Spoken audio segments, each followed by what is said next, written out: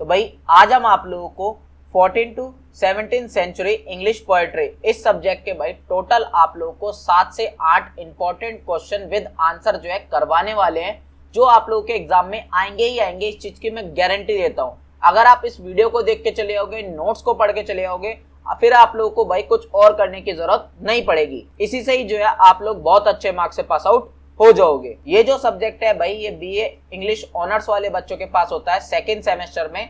Syllabus वगैरह भाई आप लोग जो है अपनी स्क्रीन पे देख सकते हो।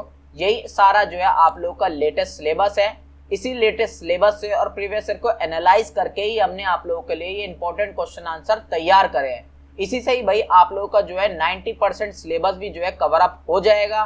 जो 10% छोड़ा है वो वाला छोड़ा है जो कभी एग्जाम में नहीं पूछा जाता। तो गारंटी मेरी है भाई, इसके अलावा आप लोगों को एग्जाम में कुछ और देखने के लिए नहीं मिलेगा। यही सब घुमा फिरा के आप लोगों से पूछा जाएगा। बाकी नोट्स का लिंक आप लोगों को नीचे मैंने डिस्क्रिप्शन में दे दिया है। अदरवाइज आप लोग व्हाट्सएप पे भी कांटेक्ट करके नोट्स को ले सकते हो। एक चीज और क्लियर कर दूं भाई, ये सब्जेक्ट मैं आप लोगों को नहीं पढ़ाने वाला बल्कि मैडम पढ़ाने वाली है, तो ध्यान से पढ़ लीजिएगा। चलो शुरू करते हैं अपना फर्स्ट क्वेश्चन। तो इसके अंदर हम सोनेट फॉर्म क्या होती है ना, और जो सिडनी सोनेट थी, सोनेट 1, उसके बारे में सब कुछ पढ़ने वाले हैं। और जो सर फिलिप सिडनी थे, इनके बारे में भी हम सब कुछ देखेंगे। तो चलो शुरू करते हैं। तो सबसे पहले सर फिलिप सिडनी, इनकी छोटी सी इंट्रोडक्शन ले लेते हैं हम एक। तो देखो, ये अपने टाइम के एक बहुत अच्छे पोएट रहे, स्कॉलर, सोल्जर और यहाँ पे की क्रिटिक भी रहे हैं, जो आलोचना करते हैं, ठीक है ना। और इनका जन्म 30 नवंबर 1554 में हुआ था, पेनशर्स्ट प्लेस, कैंट, इंग्लैंड में, ठीक है। इनके पिताजी का नाम सर हेनरी सिडनी था, जो कि एक रेस्पेक्टेड स्टेट्समैन और लॉर्ड डिप्यूटी थे आयरलैंड के। इनकी मदर जो थी लेडी मैरी डडली, ये एक बहुत ही ज्यादा पावरफुल डडली फैमिली से आती थी, ठीक है। तो यानी कि इनका बैकग्राउंड काफी स्ट्रॉन्ग था। अगर इनकी अर्ली लाइफ और एजुकेशन की बात की जाए, तो इनका जो बचपन है वो ज्यादातर लर्निंग, डिसिप्लिन और कोर्टली कल्चर में बीता। यानी कि शुरुआत से ये थोड़ा सा पढ़ाई की तरफ इनका झुकाव रहा है, ठीक है ना। ये बहुत ज्यादा इंटेलिजेंट थे और इनका बहुत ज्यादा इंटरेस्ट था लिटरेचर, लैंग्वेज और क्लासिकल स्टडीज में। 1564 में इन्होंने फेमस श्रूबरी स्कूल के अंदर इन्होंने दाखिला लिया था, यानी कि एंटर हुए थे। वहां पे इन्होंने grammar, rhetoric, history, philosophy, classical language जैसे कि लैटिन और ग्रीक, ये सब पढ़ा। और उसी दौरान उनके एक बहुत अच्छी फ्रेंडशिप हो गई थी फ्लूक ग्रेविल के साथ, जो कि बाद में इन्होंने ही फिलिप सिडनी की बायोग्राफी लिखी थी, ठीक है। 1568 में सिडनी ने क्राइस्ट चर्च, ऑक्सफोर्ड ज्वाइन किया। वहां पर उन्होंने अपनी फॉर्मल डिग्री कंप्लीट नहीं की और उसको छोड़ दिया, ठीक है। इन्होंने वहां पे classical, literature, philosophy, music, astronomy, modern European language, ये सब पढ़ा था। 1568 में सिडनी ने क्राइस्ट चर्च, ऑक्सफोर्ड जो है ये ज्वाइन किया था। वहां पर इसने हालांकि कोई फॉर्मल डिग्री कंप्लीट नहीं किया, लेकिन इनकी लाइफ में ऑक्सफोर्ड का बहुत ज्यादा असर देखने को मिला। वहां पर इन्होंने classical, literature, philosophy, music, astronomy और मॉडर्न यूरोपियन लैंग्वेजेस को सीखा। इसके बाद अगर ट्रैवल्स और करियर की बात की जाए, तो ऑक्सफोर्ड छोड़ने के बाद, वहां से निकलने के बाद सिडनी ने यूरोप ट्रैवल किया 1572 से 1575 में। इन्होंने बहुत सारी कंट्रीज घूमी, जैसे कि फ्रांस, जर्मनी, इटली, ऑस्ट्रिया। और वहां पर ये बहुत सारे स्कॉलर्स, डिप्लोमेट्स और पॉलिटिकल लीडर्स से मिले। पेरिस में तो बल्कि एक बार ऐसा भी हुआ, सेंट बार्थोलोमेस डे, मसाक्र यानी कि हत्याकांड। तो पेरिस में तो ये उस दिन एक हत्याकांड से भी बार बार बच्चे लाइक कि मर जाते वहां पर। तो इस इवेंट ने उनको बहुत ज्यादा अफेक्ट भी किया था। सिडनी जो थे बहुत ज्यादा इंपॉर्टेंट मेंबर भी बने क्वीन एलिजाबेथ प्रथम यानी कि फर्स्ट, इनकी कोर्ट के।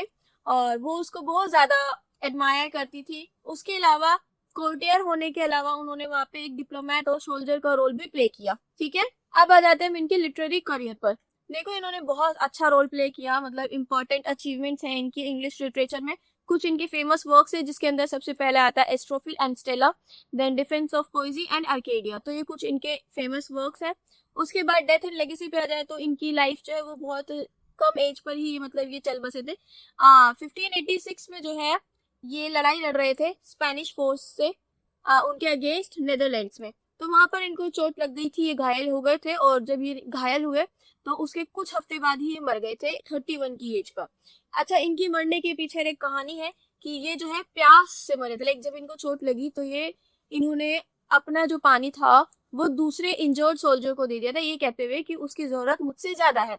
तो ये खुद जो है प्यास के कारण मरे थे, ऐसा बोला जाता है। ठीक है, उसके बावजूद, इनकी मृत्यु के बावजूद भी सिडनी को जो है बहुत ज्यादा एडमायर किया जाता है, यानी कि जाना जाता है, प्रशंसा की जाती है इनके रिनाइसेंस की वजह से, यानी कि पुनर्जागरण की वजह से, कि लाइक उन्होंने बहुत अच्छा अच्छा काम किया है उसकी वजह से। ठीक है, अब हम आते हैं सोनेट पर।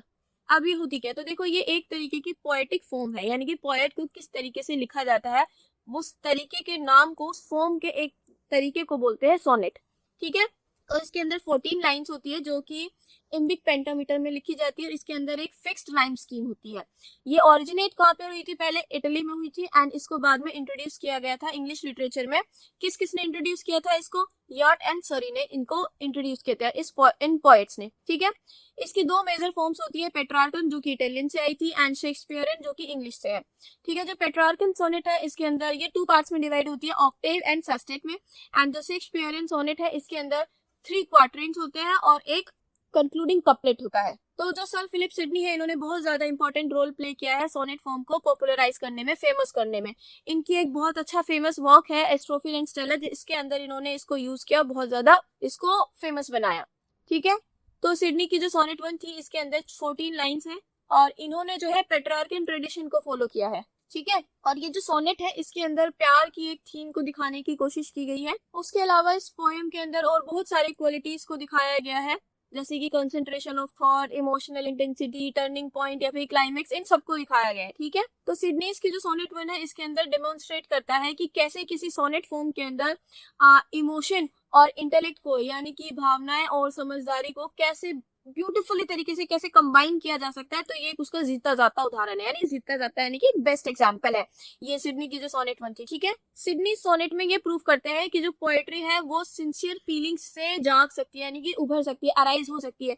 जरूरी नहीं है उसके लिए आपको फेक फीलिंग्स ही दिखानी है, आप असली फीलिंग्स भी शो कर सकते हैं। अब हम आ जाते हैं पेट्रार्कन सोनेट पर।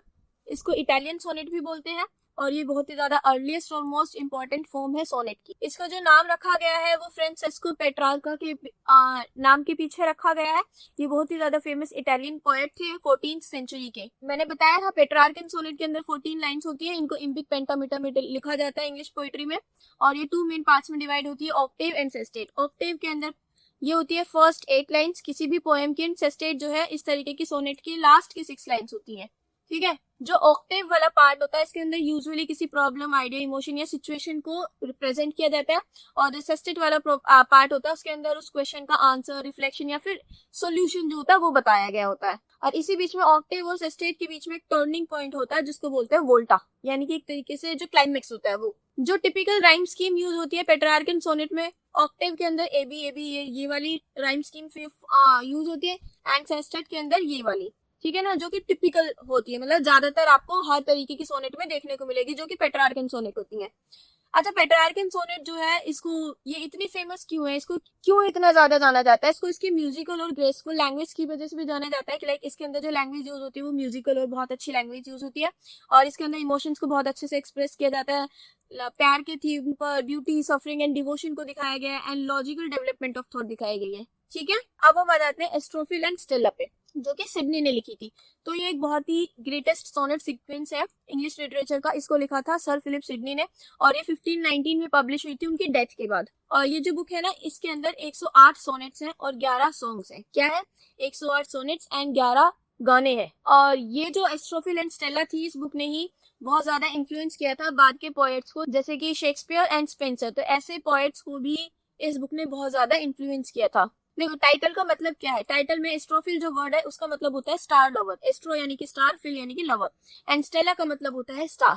ठीक है, स्टार लवर एंड स्टार, तो इसका मतलब हुआ ये। तो ये जो सीक्वेंस है ये ज्यादातर इसमें जो मतलब बात हुई है वो एस्ट्रोफिल्स डीप लव फॉर स्टेला, यानी कि एस्ट्रोफिल का जो एक बहुत ज्यादा प्यार था स्टेला के लिए, यहाँ पर उसको दिखाया गया है। इसमें प्यार वाला दुख, emotional conflict, desire, admiration, frustration, spiritual struggle, ये सब का सब दिखाया गया है। और यही जो स्टेला है उसको पोर्ट्रे किया गया है, किस रूप में दिखाया गया, एक सुंदर, इंटेलिजेंट, मतलब वर्चुअस और अनअटेनेबल, यानी कि जिसको अभी भी पाया ना जा सके, इस तरीके से दिखाया गया। सिडनी ने इसके अंदर पेट्रार्कन सोनेट वाला जो फॉर्म था पूरा उसको फॉलो किया है। ये एक बहुत ही ज्यादा फेमस पोएम है उनकी कलेक्शन की, सोनेट 1 के, जहाँ पर एस्ट्रोफिल बहुत ज्यादा कोशिश करता है पोएट्री लिखने की जिसके अंदर वो अपने प्यार को एक्सप्रेस कर सके और स्टेला के हर्ट को, उसके दिल को जीत सके। यहाँ पे जो लैंग्वेज यूज की गई है इसके अंदर वो म्यूजिकल, एलिगेंट और इमोशनल लैंग्वेज यूज की गई है।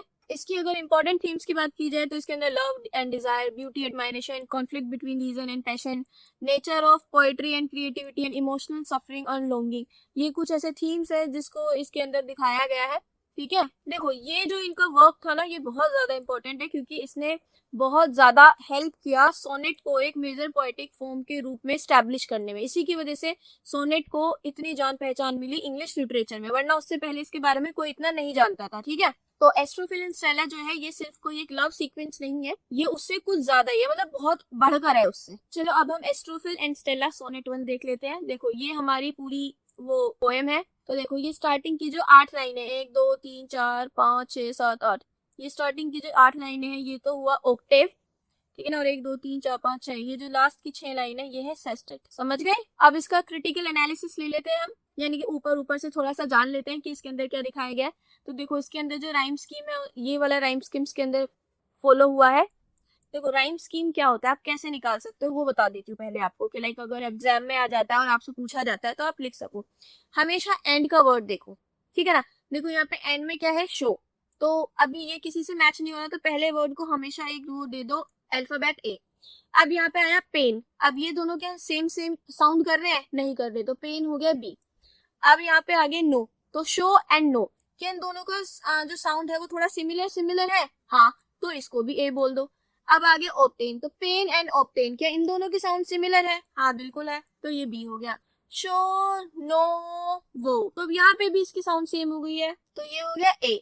अब एंटरटेन, पेन ऑब्टेन एंटरटेन सब एन एन पे खत्म हो रहा है, तो ये बी हो गया। देन ये फ्लो वापस ए एंड ब्रेन वापस बी, तो क्या हुआ A B A B A B A B. ठीक है, तो ये हो गई इसकी राइम स्कीम। अब बात करेंगे सेस्टर की, तो यहाँ पर आ जाते हैं स्टे, तो ये हो जाता है सी, क्योंकि A B A B A B तो चल ही रहा था, अभी अलग आ गया स्टे, तो ये हो गया सी।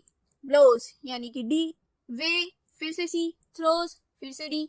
अब बात आ जाती है स्पाइट की, अब ये इन चारों में से किसी से सेम नहीं है तो इसको बोल दिया हमने ई, तो स्पाइट एंड राइट दोनों सेम है तो इसको भी हमने ई बोल दिया।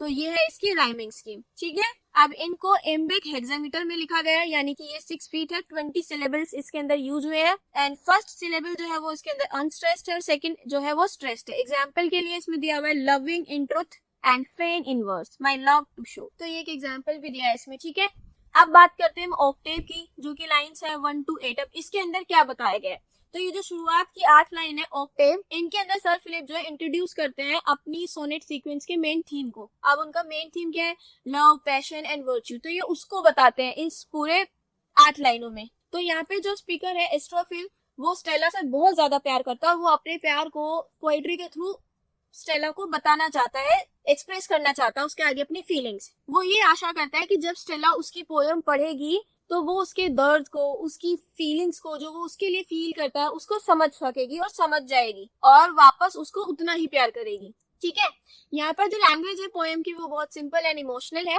एस्ट्रोफिल ट्राई करता है अपनी सिंसियरिटी को दिखाने के लिए अपने प्यार की तरफ। इन लाइन्स अगर 4 to 6, इन 2 लाइन्स की अगर बात की जाए तो यहाँ पर एस्ट्रोफिल कहता है कि वो सर्च करता है, यानी कि वो बहुत सारे ऐसे ब्यूटीफुल और इंटेलिजेंट वर्ड्स ढूंढ रहा है अपनी पोएम के लिए, जो उसकी दुख को और उसकी फीलिंग्स को बयां कर सके और स्टेला को इम्प्रेस कर सके। तो यहाँ पर सिडनी जो है बहुत सारे वर्ड्स का यूज करता है, लाइक रिपीटेशन ऑफ वर्ड्स, जैसे कि पिटी to create musical effect.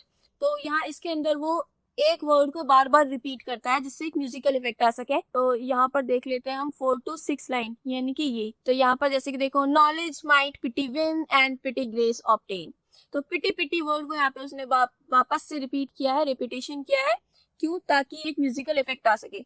Then उसमें पर्सोनिफिकेशन किया है। देखो पर्सोनिफिकेशन का मतलब होता है किसी वर्ड को इस तरीके से लिखना, उसे एक इंसान से कंपेयर कर देना, एक इंसान की क्वालिटी से, ह्यूमन क्वालिटी से उसको कंपेयर कर देना या उसकी तरह उसको दिखाना। जैसे कि देखो कभी कभी हम बोल देते हैं ना, देखो एग्जांपल ही दे रही हूँ, ज्यादा लोड मत देना दिमाग को अपने, सिर्फ एक एग्जांपल दे रही हूँ कि हम बोल देते हैं जैसे कि कोई पौधे का पेड़, आपने पत्ता तोड़ा तो हम कह देते हैं ना, अरे इसको भी दर्द हुआ होगा ना, तुमने इसकी पत्ती तोड़ी, तो वहां पे हम उसको पर्सोनिफिकेशन कर रहे हैं, हम उसे एक इंसानी फीलिंग के साथ कंपेयर कर रहे हैं। उसके अलावा कभी कभी आप बोल देते हो कि जैसे कि किसी ने किसी नॉन लिविंग थिंग को मार दिया, तो आप बोलते हो अरे ऐसे मत मारना, मतलब समझ रहे हो ना, पर्सोनिफिकेशन मतलब कि किसी अननोन लिविंग थिंग या फिर किसी और फीलिंग को, किसी चीज को ह्यूमन क्वालिटी के साथ कंपेयर करना, वही हो जाता है पर्सोनिफिकेशन। तो यहाँ पे एस्ट्रोफिल्स जो है ना दूसरे पोएट की जो है पोएम्स वगैरह भी पढ़ते हैं इंस्पिरेशन के लिए, ताकि उसे इंस्पिरेशन मिले और वो बहुत अच्छी पोएम लिखे स्टेला के लिए। एस्ट्रोफिल यहाँ पे बहुत सारे दूसरे पोएट्स की बुक्स पढ़ता है और वो ये आशा करता है कि शायद ये जो बुक्स हैं उसके जो थका हुआ दिमाग है उसका, उसके अंदर कुछ फ्रेश और अच्छे आइडियाज ला सके उसको, मतलब कि अच्छे से फिर वो अपनी पोएम लिख पाएगा। देखो दूसरे पोएट्स की बुक से आइडियाज लेने के बाद भी वो सेटिस्फाइड फील नहीं कर रहा था, तो यहाँ पे सिडनी ने सजेस्ट किया कि इमिटेशन, यानी कि देखो नकल करने से आप ट्रू पोएट्री नहीं प्रोड्यूस कर सकते हैं। जो असली पोएट्री होती है वो हमेशा आपकी जेन्युइन फीलिंग्स से आती है, आपके दिल से निकलती है, ना कि किसी की और की पोएट्री वगैरह पढ़ के उसकी कॉपी करके। ठीक, अब आ जाते हैं हम सेस्टेट पर। ये 9 to 14 ये वाली 6 लाइनें हैं, ये लास्ट की 6 लाइन है और इनके अंदर सर फिलिप ने जो फोकस किया किस चीज पे किया है, इन्वेंशन और इमेजिनेशन पर ज्यादा फोकस किया है। ठीक है, सिडनी ने यहाँ पे इन्वेंशन को नेचर्स चाइल्ड यानी कि प्रकृति का बच्चा या बालक कहा है, तो इसका पर्सोनिफिकेशन किया है। यहाँ इसका मतलब क्या हुआ कि जो असली क्रिएटिविटी होती है वो नेचुरल आती है, आपके दिल से आती है। ठीक है ना, कि मतलब वो नेचुरल होती है, किसी और की चीज से आपको बिल्कुल भी इंस्पायर होने की जरूरत नहीं है, वो अपने आप आती है। एस्ट्रोफिल यहाँ पर रियलाइज करता है कि वो बिल्कुल मतलब वो अच्छी पोएट्री नहीं लिख सकता है, क्योंकि वो अभी तक सिर्फ और सिर्फ दूसरों के स्टाइल को कॉपी कर रहा है, ना कि कोई अपना स्टाइल बना रहा है। यहाँ पर जो पोएट है वो फ्रस्ट्रेट हो चुका था कि क्योंकि जो वर्ड्स है उसके दिमाग में वो अपने आप नहीं आ रहे थे, वो एकदम हेल्पलेस और मतलब अपने आप से नाराज हो रहा था, गुस्सा हो रहा था। तो यहाँ पे उसकी मेंटल स्टेट को दिखाया गया है कि biting my truant pen, beating myself for spite, कि लाइक वो अपना पेन चबा रहा है, अपने आप को मार रहे हैं, बीट मतलब कि लाइक ऐसा क्यों हो रहा है मेरे साथ में, क्यों नहीं अच्छे से लिख पा रहा हूँ। तो यहाँ पे उसके मेंटल स्ट्रगल और पोएटिक फ्रस्ट्रेशन को दिखाया गया इस लाइन के थ्रू। फाइनली म्यूज आता है और वो उसको डांट लगाता है और उसको एक इंपॉर्टेंट एडवाइस देता है, look in the heart and right. तो वहां पर ये इसको क्या एडवाइस देता है, जो कि सेंट्रल मैसेज भी है इस पोएम का, कि जो ट्रू पोएट्री होती है वो हमेशा आपके सच्चे इमोशंस से आती है, आपके दिल से निकलती है, किसी को कॉपी कर कर नहीं।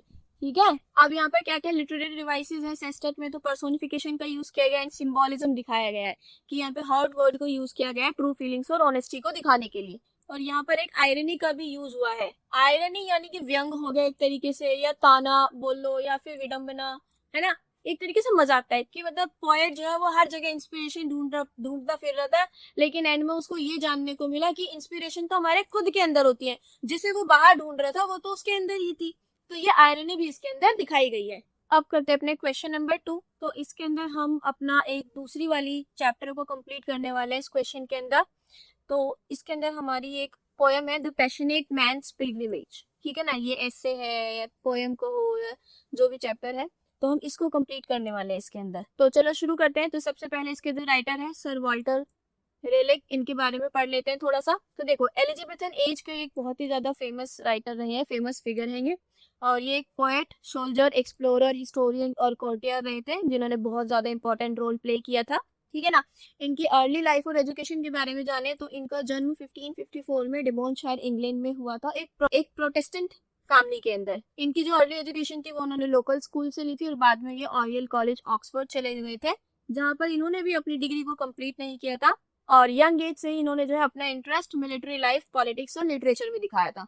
मिलिट्री एंड पॉलिटिकल करियर की अगर इनकी बात की जाए तो पहले इनको बहुत ज्यादा ऐसे फेम मिला ना as a soldier fighting for the Protestant cause in France and Ireland, कि लाइक ये एक सोल्जर के रूप में फ्रांस और आयरलैंड में इन्होंने एक लड़ाई लड़ी थी, जिनकी वजह से इनको बहुत ज्यादा फेम मिला, ये बहुत ज्यादा फेमस हो गए। तो इनकी जो ब्रेवरी और इंटेलिजेंस थी, इसने क्वीन एलिजाबेथ फर्स्ट का जो है अटेंशन अपनी तरफ अट्रैक्ट किया, और फिर बाद में क्वीन एलिजाबेथ फर्स्ट ने इनको अपना फेवरेट कोर्टियर बना लिया। ये बहुत ज्यादा इंपॉर्टेंट मेंबर बन गए थे इंग्लिश कोर्ट के, एंड और बाद में इनको नाइट की जो है पदवी भी दे दी गई थी 1585 में। उसके अलावा अगर एक्सप्लोरेशन एंड कॉलोनियल एक्टिविटीज की बात करें तो जो रेलिक थे इन्होंने स्ट्रांगली सपोर्ट किया था ओवरसीज एक्सप्लोरेशन को, कि आप दूर दूर जाइए और एक्सप्लोर कीजिए, और इंग्लिश कॉलोनाइजेशन को भी इन्होंने सपोर्ट किया था। देखो इनसे इस चीज को भी जोड़कर देखा जाता है इनको, कि इन्होंने ही टोबैको और पोटैटोज को जो है इंग्लैंड में इंट्रोड्यूस किया था कुछ अपनी स्टोरीज के थ्रू। ठीक, अगर इनके लिटरेरी करियर्स की बात की जाए तो देखो इन्होंने बहुत अच्छी अच्छी पोएम्स और वगैरह लिखी हैं, जिनके अंदर ये सब थीम्स को दिखाया गया है। अब इनके फेमस पोएम्स कौन सी थी, तो the nymph's reply to the shepherd, passionate man's pilgrimage and the lie. हम इसमें से इनकी जो सेकंड वाली पोएम की बात कर रहे हैं, हम आज इस वाली क्वेश्चन के अंदर इसी को देखेंगे। इसके अलावा इम्प्रिजनमेंट एंड डेथ की बात की जाए तो जब क्वीन एलिजाबेथ फर्स्ट की 1603 में डेथ हो गई थी, तो इनकी डेथ के बाद ना रिलिक को जो है जो रॉयल फेवर मिला हुआ था वो नहीं मिला। किंग जेम्स फर्स्ट ने इनको वो वाला फेवर नहीं दिया और इनको यहाँ पर दोषी ठहराया गया कॉन्स्पिरेसी, और इन कॉन्स्पिरेसी का दोषी ठहराया गया और इनको जेल में डाल दिया गया टावर ऑफ लंदन में बहुत सालों के लिए। तो जब ये जेल में थे, इन्होंने अपना फेमस वर्क लिखा था the history of the world, यानी कि इन्होंने एक ये बुक लिखी थी। उसके बाद इन्होंने एक दूसरी अनसक्सेसफुल कोशिश की, किस चीज के लिए, एक्सपेडिशन, यानी कि इन्होंने एक अनसक्सेसफुल अभियान चलाया साउथ अमेरिका में गोल्ड की सर्च के लिए, ठीक है ना। अब ये जो इनका अभियान था ये फेल हो गया और इससे जो पीस एग्रीमेंट था स्पेन के साथ उसका उल्लंघन हुआ, तो रेलिक जो है एग्जीक्यूटेड कर दिया गया 1618 में, यानी कि इसको मृत्युदंड दिया गया 1618 में। लेगेसी की बात की जाए तो इनका बहुत ज्यादा मतलब असर देखने को मिला एलिजाबेथन पीरियड में, तो इन्होंने भी बहुत ज्यादा काम किए थे, ठीक है। अब चलो हम शुरू करते हैं पैशनेट मैन्स पिलग्रिमेज, जो कि इन्होंने 1604 में लिखी थी। अब इसका हम एक छोटा थोड़ा सा एनालिसिस करेंगे, इसको एनालाइज करेंगे, ठीक है ना। क्योंकि देखो, suppose to be written by one at the point of death, यानी कि ऐसा माना जाता है कि ये जो इन्होंने लिखी थी ये इन्होंने तब लिखी थी जब इनका डेथ का टाइम चल रहा था। हाँ, क्योंकि जब इन्होंने लिखी थी इसके कुछ टाइम बाद ही ये मर गए थे, ठीक, मतलब इनको मार दिया गया था। इन्होंने अपनी जिंदगी के बहुत ज्यादा डिफिकल्ट पीरियड में ये बुक लिखी थी, या फिर कहूँ ये पोएम लिखी थी, है ना। मैंने अभी बताया था 1603 में किंग जेम्स फर्स्ट जो थे ये इनसे नाराज हो गए थे और इन्होंने इनको जेल वगैरह में डलवा दिया था, तो तब ये वाली पोएम लिखी गई थी। तो इस पोएम की जो स्टार्टिंग की 6 लाइनें हैं, रेलिक ने इसके अंदर अपनी सैडनेस, अपना दुख, अपना डिसअपॉइंटमेंट और जो इनकी बेइज्जती हुई थी, जो इन्हें कोर्ट में फील हुआ था, इन्होंने अपनी इस फीलिंग को बताया है कि उनको कितनी शर्म आई थी और इनको कितना दुख हुआ था जब इनके ऊपर वो एक्विजिशन यानी कि एक तरीके से लांछन लगाए गए थे। इस पोएम में एक फ्रेज आता है पिलग्रिमेज टूवर्ड्स ग्लोरी, जिसका मतलब यहाँ पे रेलिक ने अपनी जिंदगी को एक जर्नी की तरह बताया गया है इसके अंदर, कि लाइक जीवन जो होता है वो एक जर्नी होता है ना। तो यहाँ पे इन्होंने वो बताया है कि पहले पहले उन्होंने जो संसार था उसको अपने एडवेंचर और जो उन्होंने सर्विस दी थी नेशन को, उसके थ्रू अपने जीवन को ग्लोरीफाई किया था कि, और फिर लेकिन अब जो है बाद में उनकी जो जर्नी थी वो स्पिरिचुअल हो गई थी, यानी कि भगवान की तरफ जाने वाली हो गई थी, ठीक है। और वो भी किस वजह से, जो कि उन्हें सफरिंग, जो कि उन्हें झेलना पड़ा था और जो कि उन्हें जेल हो गई थी उस वजह से। तो इस पोएम के अंदर उनका पर्सनल पेन, उनका पॉलिटिकल डाउनफॉल और उनका जो चेंजिंग एटीट्यूड था लाइफ की तरफ और फेम की तरफ, वो दिखाई दिया। अब बात करते हैं एक एक करके इस पूरी पोएम को जो है हम एनालाइज करेंगे। तो फर्स्ट स्टार्टिंग की जो 6 लाइनें हैं हमें इनको एनालाइज करना है। इसकी राइमिंग स्कीम ये है, मैंने बता दिया राइमिंग स्कीम कैसे निकालते हैं। क्वाइट अपॉन डाइट, क्वाइट को ए दे दिया, अपॉन को बी दे दिया। क्वाइट डाइट सेम है तो इसको ए दे दिया। Upon and salvation an same sound तो इसको बी दे दिया। गेज किसी से मिल नहीं रहा, सी दे दिया। पिलग्रिमेज इससे मिल रहा है तो इसको भी सी दे दिया। समझ आ गया राइमिंग स्कीम। अब इसका कंटेस्ट आइडेंटिफिकेशन और क्रिटिकल एग्जामिनेशन। देखो, अगर आपसे एग्जाम में कोई भी ऐसी 4 लाइनें देकर, मैंने तो यहाँ पे आपको सब लाइनें दी है, अगर यही पैरा आपसे आ जाता और बोलते हैं कि इसके बारे में बताइए, तो आपको क्या बताना है। सबसे पहले आपको बताना होता है किसी भी पैराग्राफ में कि ये कहाँ से लिया गया है, ठीक है ना, कि ये जो लाइन्स है इसको इस पोएम से लिया गया है, इसको सर वॉल्टर रेलिक ने लिखा था, ठीक है ना, और ये क्या क्या थे ये बता दिया। अब ये कब लिखी गई, इसको इन्होंने अपने डिफिकल्ट फेज में लिखा था। देखो, तो थोड़ा सा मैं एक्स्ट्रा बता रही हूँ, बाकी मेन तो यही है कि कौन सी पोएम से लिया गया और किसने लिखा, ठीक, और उन्होंने इसके अंदर इसमें क्या बताया है। उसके बाद एक्सप्लेनेशन स्टार्ट करते हैं कि इन लाइन्स के अंदर जो स्पीकर है वो सिंबॉलिक ऑब्जेक्ट्स की डिमांड कर रहा है, ठीक है ना।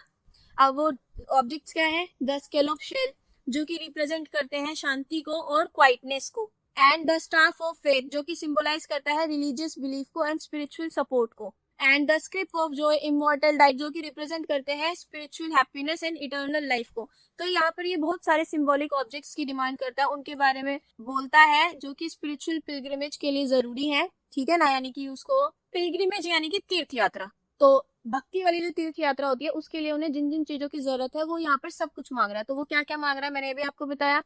स्पीकर यहाँ पे बोलता है कि ये जितनी भी स्पिरिचुअल क्वालिटीज हैं जो कि यहाँ पर इसने डिमांड की है, कि इनके साथ वो अपनी तीर्थ यात्रा को जो है शुरू करेगा। तीर्थ यात्रा का यहाँ पर मतलब है कि ये सब चीजें जो उसने मांगी है, इसकी जरूरत उसे किस लिए चाहिए, कि जो उसकी आत्मा की जो जर्नी है उसकी, वो जो भगवान की तरफ चल रही है, वो जो उसे इटर्नल सैल्वेशन है उसके लिए उसे इन सब चीजों की जरूरत है।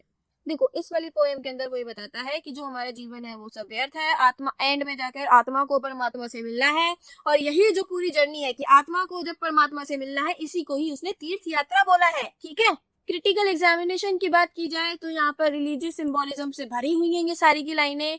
इसमें क्रिश्चियन बिलीफ को दिखाया गया है जो कि लाइफ के बारे में, डेथ एंड सल्वेशन के बारे में है। यहाँ पे रिलीज प्रेजेंट करते हैं कि जो लाइफ है वो एक टेम्पररी जर्नी है, और वो जोर देते हैं इम्पोर्टेंस ऑफ फेथ पर, यानी कि जो भगवान के ऊपर विश्वास वगैरह उस पर जोर देते हैं कि बाकी सब मोह माया है, सिर्फ एक वही अपना है। ठीक है, और जो टोन है इस पोएम की वो बहुत काम, सीरियस एंड डिवोशनल है। डिवोशनल यानी कि भगवान वाली भक्ति में।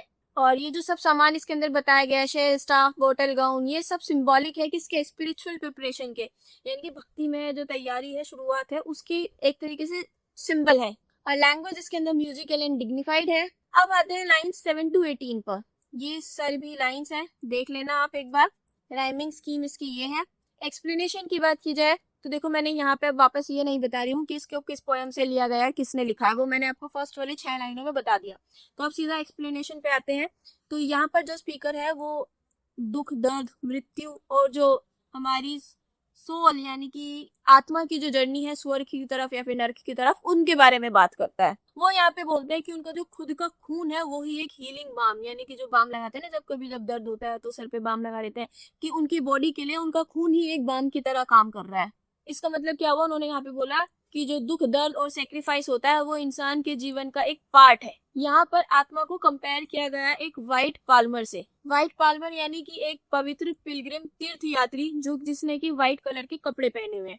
तो इसने एक तीर्थ यात्री को जो है हमारी आत्मा से कंपेयर किया है कि जो हमारी आत्मा है वो एक तीर्थ यात्री है और उसी को ही वो यात्रा करनी है जो कि ट्रेवल कर रही है हेवन की तरफ, स्वर्ग की तरफ। और यहाँ पे सिल्वर माउंटेन्स, नेक्टर फाउंटेन्स, ये जो इसमें इसने बताया है, तो इसको इसने स्वर्ग की जो सुंदरता है, प्योरिटी है, उससे कंपेयर किया है। फाइनल लाइंस में स्पीकर बोलते हैं कि हमारी जो आत्मा है उसको यहाँ पे प्यास और जो अर्दीली लाइफ है, यानी कि जो हम पृथ्वी पर जो जीवन जी रहे हैं उसमें उसको दुख और प्यास लग सकती है हमारी आत्मा को, लेकिन जब एक बार वो वहां स्वर्ग पहुंच जाएगी तो वो ऐसा कभी दोबारा महसूस नहीं करेगी, उसे वहां कोई दुख नहीं होगा। ठीक है ना। क्रिटिकल एग्जामिनेशन की बात की जाए तो ये जो लाइन्स है इसमें रिलीजियस इमेजरी और सिंबोलिज्म भरा हुआ है पूरी तरीके से, है ना। व्हाइट पाल्मर यानी कि प्योरिटी और होलीनेस को दिखा रहा है, silver mountains, blow of bliss, ये सब इसके अंदर दिखाए गए हैं। और जो टोन है इस पोएम की बहुत ही पीसफुल एंड होपफुल है। अब हम बताते हैं लाइन्स 19 to 28 पर। ये लाइन्स है हमारी राइम स्कीम्स की, ये है।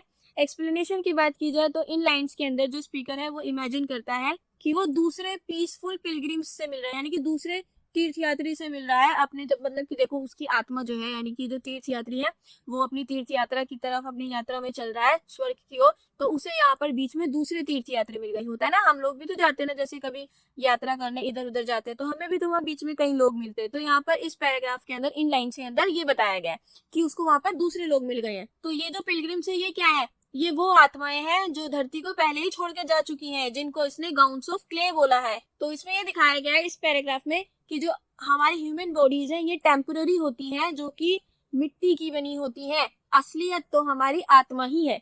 तो यहाँ पर जो स्पीकर है वो ये कहता है कि वो पहले इन आत्माओं को ये बोलता है कि पहले अपनी प्यास बुझा लीजिए, बाद में जाकर जो है स्वर्ग में जाकर कर मजे लीजिएगा। The clear wells where sweetness dwells, यहाँ पर ये जो लाइन बोली गई है ये यहाँ पे सिंबलाइज करती है स्वर्ग की प्योरिटी को और खुशियों को। क्रिटिकल एनालिसिस की बात की जाए तो इन लाइंस में भी religious symbolism and spiritual imagery दिखाई गई है पूरी तरीके से। कुछ इंपॉर्टेंट सिंबल्स इसके अंदर बताए गए हैं। गाउन्स ऑफ क्ले यानी कि जो हमारा नश्वर शरीर है वो इंसानी शरीर, और पीसफुल पिलग्रिम्स यानी कि जो दूसरी आत्माएं हैं जो उस मोक्ष की तरफ चल रही है वो। Clear wells and nectar suckets यानी कि वो खुशियां और स्पिरिचुअल सेटिस्फेक्शन और द क्रिस्टल बकेट एंड की प्योरिटी एंड हॉलीनेस। तो ये इसने कुछ वर्ड्स जो इनको सिंबल्स किए हैं उसने। ठीक है, अब हम आ जाते हैं 29 to 34 लाइंस पे। ये कुछ लाइंस है। राइमिंग स्कीम इसकी इरेगुलर है, कोई राइमिंग स्कीम नहीं है। एक्सप्लेनेशन आए तो यहाँ पर स्पीकर जो है कि जब आत्माएं जो है पूरी तरीके से इमोर्टैलिटी यानी कि अनश्वरता से भर जाती है तब वो ट्रेवल करती है अपने उस पवित्र रास्ते की तरफ जो कि स्वर्ग की ओर जा रहा है। यहाँ पर उसने एक बॉटल वर्ड यूज किया है इसके अंदर जो कि सिंबलाइज करता है हमारी इंसानों की आत्माओं को, है ना, जो कि भरी हुई है पूरी तरीके से इटर्नल लाइफ और डिवाइन ग्रेस से। पोएट जो है इसके अंदर एक अच्छा खासा ग्रैंड डिस्क्रिप्शन देता है हेवन के बारे में कि स्वर्ग कैसा है, कि रास्ते जो है वो रूबीज से यानी कि ग्रेवल रूबीज के यहाँ पे थिकेस्ट ग्रेवल यानी कि पत्थर की तरह जितने मोटे मोटे होते हैं ना, ऐसे रूबीज से भरा होता है। सीलिंग्स जो है डायमंड्स की बनी हुई है, फ्लोर सफायर के बने हैं, दीवारें जो है कोरल की बनी हुई हैं, और जो रेस्टिंग प्लेस होते हैं वो पर्ल्स के बने हुए हैं, मोतियों के बने हुए हैं। तो यहाँ पर वो उसको बहुत ज्यादा हेवन को ग्रैंड तरीके से बता रहा है कि स्वर्ग इतना सुंदर है, ऐसे ऐसे करके। क्रिटिकल एग्जामिनेशन की बात की जाए तो यहाँ पर बहुत ज्यादा इमेजरी और सिंबोलिज्म का यूज हुआ है। रूबीज वगैरह मतलब बहुत सारी प्रीशियस चीजों, ऐसे ऐसे वर्ड्स का यूज किया गया है। ठीक है। Language musical rich and imaginative है। लेलेग ने जो है लग्जरियस इमेज क्रिएट की है एक हेवन की। उसके बाद लाइंस 35 to 50 पे आते हैं। ये हमारी वो लाइनें हैं, 15 लाइनें। ठीक है।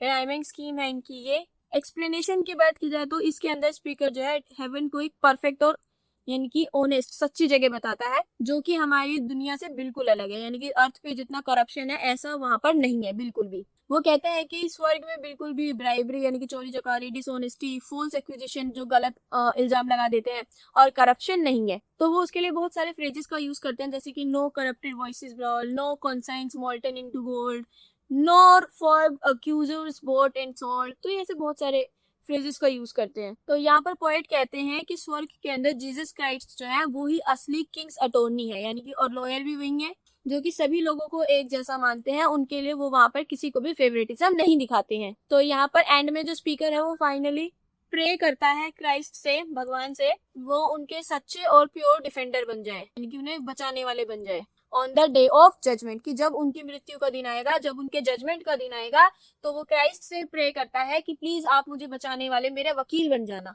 ठीक है। क्रिटिकल एग्जामिनेशन यानी कि ये जो लाइन है रिलीजियस सिंबोलिज्म, सटायर और मोरल क्रिटिसिज्म से भरी हुई है।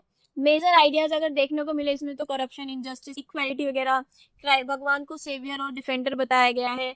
तो ये मेजर आइडियाज है इसके अंदर। लिटरेरी डिवाइसेस की बात की जाए तो मेटाफोर यूज किया गया है, इमेजरी, मतलब कुछ चीजें यूज हुई है। ठीक है, ये आप देख लेना। उसके अलावा अब लाइंस 51 to 58 की अगर बात की जाए तो इनके अंदर जो राइमिंग स्कीम है वो है ये। एक्सप्लेनेशन की अगर देखें तो इसके अंदर जो स्पीकर है अब वो एक फाइनल प्रेयर करता है भगवान से कि वो उसे स्वर्ग में बुला ले, क्योंकि अब वो ये एक्सेप्ट कर रहा है कि उसकी बॉडी जो है जल्दी मरने वाली है, इस पृथ्वी को छोड़कर जाने वाली है। तो इसे दिखाने के लिए उसने एक लाइन लिखी है यहाँ पे, and won't the head to die next noon. यहाँ पे रेलिक रियलाइज कर लेता है कि वो अपनी जिंदगी को जल्दी ही खोने वाला है, लेकिन उसे उसकी चिंता नहीं है। उसे ज्यादा चिंता अपनी उस आत्मा की है, अपनी आत्मा की सेफ्टी की है, जो उसकी बॉडी को छोड़कर बाहर निकलेगी। वो भगवान से बोलता है कि जो भी उसकी आत्मा है उसको मतलब एक अच्छा सा जगह दे, क्योंकि जो शरीर है वो तो नश्वर है, लेकिन जो जिंदगी है उसे मतलब कि जो आत्मा है उसे जिंदगी भर के लिए रहना है थ्रू गॉड्स ग्रेस, यानी कि भगवान की कृपा से उसे बहुत लंबा जीवन जीना है आत्मा को अभी, ऐसा वो बोलते हैं। स्पीकर बोलता है कि वो पूरी तरीके से तैयार है अपनी उस स्पिरिचुअल जर्नी को जो वो चलने वाली है स्वर्ग की तरफ के लिए, उसे करने के लिए वो पूरी तरीके से तैयार है। लाइक अ पाल्मर फिट, पाल्मर का मतलब होता है कि पिलग्रिम, वो वाला तीर्थयात्री जो अच्छी अच्छी जो जितनी भी पवित्र जगह होती है ना उनकी तीर्थ यात्रा करने के लिए निकलता है। तो वो बोलते हैं कि मैं भी पूरी तरीके से तैयार हूँ एक तीर्थयात्री की तरह। ठीक है। मेजर थीम्स इसमें ये दिखाई गई है कि वो अपनी डेथ को एक्सेप्ट कर देता है, मोक्ष की प्राप्ति के लिए मतलब चाह रखता है, एंड बॉडी का और सोल का सेपरेशन और स्पिरिचुअल रेडीनेस दिखाया गया है। लिटरेरी डिवाइसेस यहाँ पर मैं दिखा रही हूँ आपको। ठीक है। तो यहाँ पर ये जो पोएम थी ये तो खत्म हो गई है, उसका मतलब छोटा सा एनालिसिस जो मैंने आपको बताया वो तो हो गया। अब नेक्स्ट देखते हैं topic, elaborate upon the concept of pilgrimage and its value in the passionate man's pilgrimage। देखो यहाँ पे जो तीर्थ यात्री वाला जो कंसेप्ट था ना और जो उसकी वैल्यू बताई गई है इस वाली पोयम के अंदर, उसको इलेबरेट करना है। तो देखो ये जो इनकी पोयम थी ये बहुत ही ज्यादा स्पिरिचुअल पोयम है, जिसके अंदर पिलग्रिमेज यानी कि तीर्थ यात्री वाला जो आइडिया है वही इसका सेंट्रल सिंबल है, जो कि सेंट्रल सिंबल बन जाता है किसी की भी मतलब ह्यूमन लाइफ का, और एक जो हमारी आत्मा की जो जर्नी है हेवन की तरफ उसका। कंसेप्ट ऑफ पिलग्रिमेज की बात की जाए तो यहाँ पे देखो मैंने बताया था पिलग्रिमेज यानी कि तीर्थ यात्रा। तो ये एक रिलीजियस जर्नी होती है जो कि किसी एक पवित्र स्थान के लिए की जाती है। लाइक हमारे यहाँ भी होती है ना कि हम तीर्थ यात्रा पर जाते हैं, हमें 4 धाम की यात्रा करनी है, वो तो उस तरीके से। तो यहाँ पर जो हमारा राइटर है वो एक ह्यूमन लाइफ को प्रेजेंट करता है एक जर्नी की तरह, कि जो हमारा अभी धरती पर ये जो जीवन चल रहा है ये टेम्परेरी है, हमें एक अच्छी खासी अभी जर्नी पूरी करनी है जो कि हेवनली लाइफ, जो कि स्वर्ग तक हमें लेकर जाएगी। और इसी पूरी यात्रा को उसने पिलग्रिमेज के रूप में बताया है। और जो हमारी सोल है यानी कि हमारी आत्मा है उसको पिलग्रिम यानी कि तीर्थ यात्री बताया गया है, जो कि भगवान की तरफ यात्रा करनी है उसको। तो यहाँ पे स्पीकर जो है अपने आप को इस पवित्र यात्रा के लिए तैयार करता है और स्पिरिचुअल ऑब्जेक्ट्स की डिमांड करता है। तो ये सब वो स्पिरिचुअल ऑब्जेक्ट्स है जिनकी वो डिमांड करता है। उसके बाद pilgrimage as preparation for death, इसको बताना है। देखो यहाँ पे इस पोएम में दिखाया गया है कि जो तीर्थ यात्रा है वो क्लोजली कनेक्टेड है किससे, डेथ से। कि जो रेलिग है वो अपनी डेथ को कामली एक्सेप्ट करता है और इसे किस रूप में देखता है कि उसकी स्पिरिचुअल जर्नी जो है वो जल्दी से शुरू होने वाली है, उसे भगवान से जाकर मिलना है। और वो इस बात को मान लेता है कि जो बॉडी है वो टेम्परेरी है और हमारी जो आत्मा है वही सब कुछ है, उसी को आगे जाके बहुत लंबी जर्नी पूरी करनी है। स्पीकर यहाँ पे स्वर्ग को बहुत ज्यादा ब्यूटीफुल और पीसफुल जगह बताता है, और उसको वो कैसे बताता है, तो इन सभी वर्ड्स का वो यूज करता है। ठीक है, अब आ जाते हैं रिलीजियस एंड मॉरल वैल्यू क्या है पिलग्रिमेज की। देखो जो तीर्थ यात्रा इस पोएम के अंदर जिसका यूज किया गया है वो एक मतलब उसकी बहुत ही ज्यादा रिलीजियस वैल्यू है। ये क्या रिप्रेजेंट करता है, तो इसमें रिपेंटेंस फॉर सिंस यानी कि जो हम पाप करते हैं उनके लिए पछतावा दिखाया गया है, भगवान में विश्वास, मोक्ष की प्राप्ति की आशा, एंड जो आत्मा का भगवान से मिलन। ठीक है ना, मतलब इसको दिखाया गया है। ठीक, रियली क्रिटिसाइज करते हैं, आलोचना करते हैं करप्शन की और जो धरती पर इनजस्टिस होता है उसकी। इस पोएम के अंदर वो सिखाते हैं कि जो आपको इस दुनिया के अंदर फेम मिलता है, पॉलिटिकल पावर, जो मटेरियल सक्सेस मिलती है वो टेम्पररी है, लेकिन जो असली सच्चाई है वो तो सब कुछ मतलब वो तो इन सब चीजों से बहुत दूर है। अब यहाँ पर पर्सनल सिग्निफिकेंस की बात करते हैं। तो इस पोएम के अंदर रेलिग ने अपने खुद की लाइफ एक्सपीरियंसेस को दिखाया है कि जो कि एक टाइम पे बहुत ज्यादा फेमस कोर्टियर था, एक्सप्लोरर था, उसको बाद में कैसे धोखाधड़ी से जेल में भेज दिया, उसका फेलियर और जो उसका पॉसिबल जो कि मतलब उसे मरवा दिया गया था, मृत्यु दंड दिया गया था, उसको बताया गया है। तो ये जो उसने इतना संघर्ष देखा था अपने जीवन में, उसने उसका जीवन की तरफ देखने का जो नजरिया था वो ही बदल दिया था। तो ये जो यहाँ पर पिलग्रिमेज की बात हुई है ये सिर्फ और सिर्फ किसी एक रिलीजियस आइडिया से ही नहीं आया, ये उनकी खुद की एक पर्सनल एक्सपीरियंस था उनका ये। ठीक है ना, उन्होंने अपनी पूरी लाइफ को इस पोएम के अंदर रिप्रेजेंट किया है। तो एंड जो हम कर रहे हैं यहाँ पर एक कंक्लूजन के साथ करेंगे। तो इसमें जो भी आपको समझ में आती 2-4 लाइनें लिख देनी है आपको कंक्लूजन में।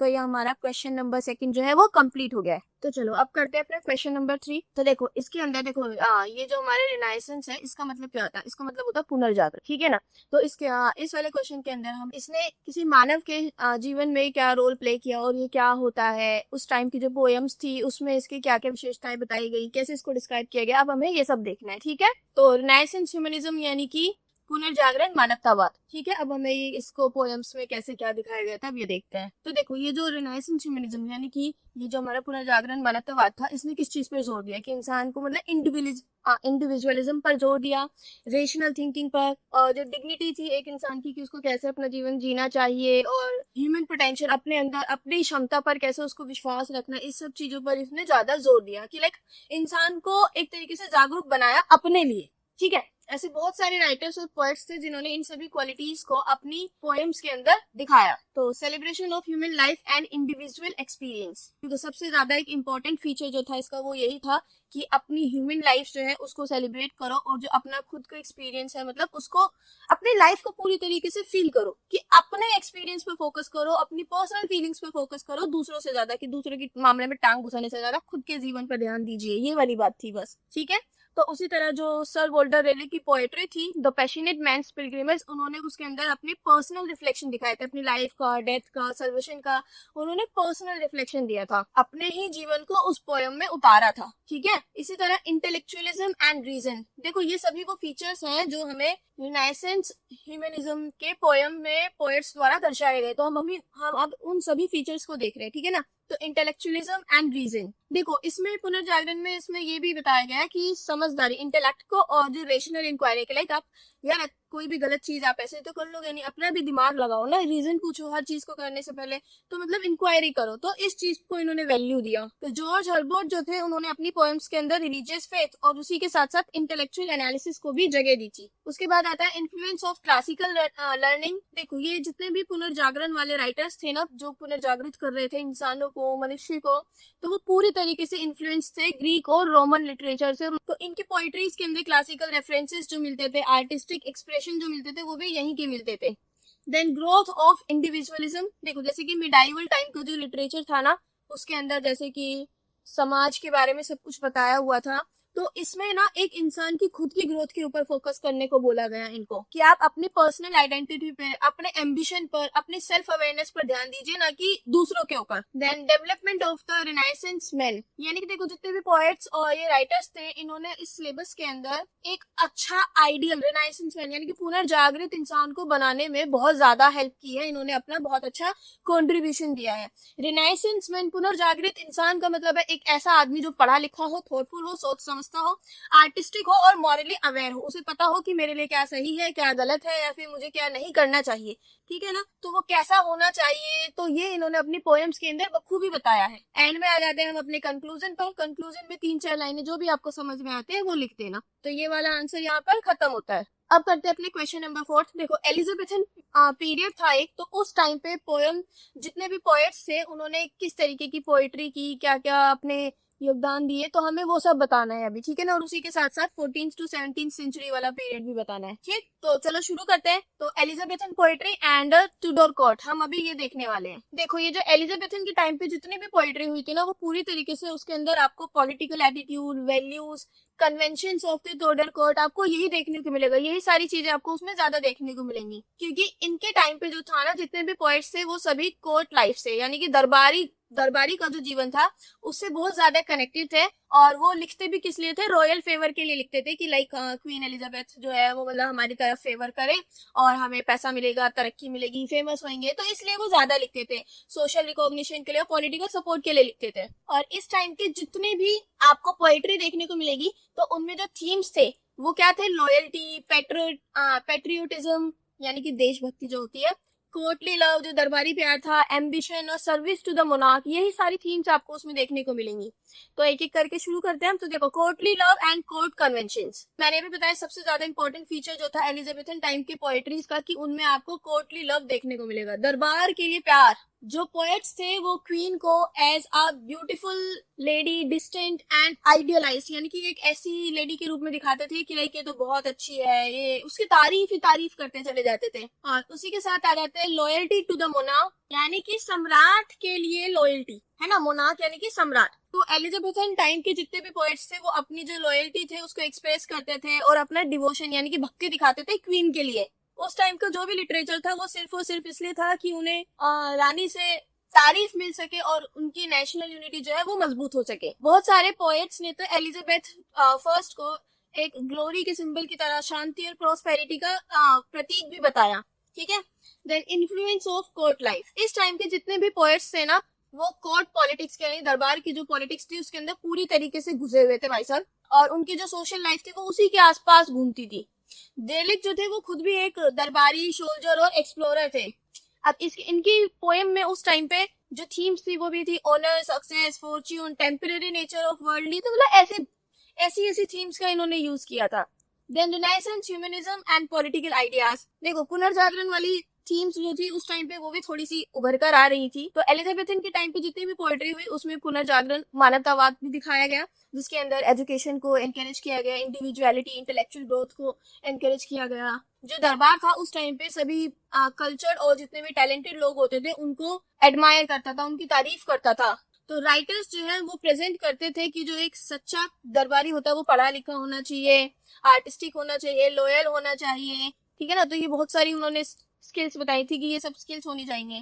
Then religious and moral concerns, देखो ये तो तुडोर पीरियड था, ये पूरी तरीके से जाना गया रिलीजियस और पॉलिटिकल टेंशंस की वजह से। इस टाइम पे धार्मिक और राजनीतिक तनाव ज्यादा था। अब हम आते हैं representation of femininity in the poetry of the period, यानी इस टाइम पे फेमिनिटी को किस तरीके से रिप्रेजेंट किया गया। फेमिनिटी यानी कि नारित्व, इसको कैसे रिप्रेजेंट किया गया था। देखो इस टाइम पे ज्यादातर औरतों को जो पोर्ट्रेट किया जाता था वो एक सुंदर, आइडियलाइज्ड, स्पिरिचुअल और कभी कभी एक अनअटेनेबल फिगर्स के रूप में बताया जाता था, यानी कि एक ऐसी आकृति या फिर ऐसी महिला जिसे कोई प्राप्त ना कर सके। ठीक है, और उसी at the same time poetry में उनसे कुछ एक्सपेक्टेशंस रखी जाती थी महिलाओं से, कि महिलाएं ऐसा करें वैसा करें, कि मतलब ये करना चाहिए महिलाओं को, और सोशल एटीट्यूड दिखाया जाता था। एक मतलब मेल डोमिनेटेड सोसाइटी थी तो वो वाला एटीट्यूड उनकी तरफ दिखाया जाता था। ठीक है, तो देखो जो फेमिनिटी है ना, हम वो पोएम्स के थ्रू पढ़ने वाले हैं, सर वोल्टर रेलिक और जॉर्ज हर्बर्ट, इनकी पोएम्स के थ्रू ही हम पढ़ने वाले कि इन्होंने कैसे फेमिनिटी को दिखाया था।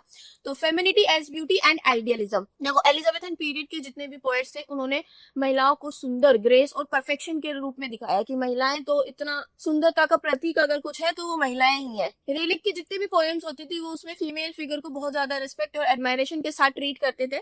तो इनकी पोएम में इन्होंने जो अपना प्यार दिखाया वो एक आइडियल बन गया कि ऐसा होना चाहिए प्यार, लड़कियां ऐसी होनी चाहिए, किसी एक रियलिस्टिक पर्सन से ज्यादा, मतलब उसको एक आइडियल बना दिया इन्होंने कि हर किसी को अगर प्यार करना है तो ऐसे करना चाहिए, ठीक है ना। इनका मानना था कि फीमेल्स जो है, विमेन जो है, इन्हें पेडेस्टल यानी कि कुर्सी पर बिठाओ और उन्हें एडमायर करते रहो उनके चार्म के लिए और उनकी एलिगेंस के लिए। Then femininity and emotional influence, ये भी बताया गया है कि जो औरतों का है वो बहुत ज्यादा पावरफुल इमोशनल इन्फ्लुएंस होता है आदमी के ऊपर, यानी कि औरतें आदमियों को इमोशनली कंट्रोल कर सकती है कहीं ना कहीं, कि प्यार जो है वो एक सोर्स ऑफ जॉय तो है, यानी खुशी का स्रोत तो है, लेकिन उसके साथ साथ दुख, इच्छाएं और इंस्पिरेशन ये सब मिलती हैं।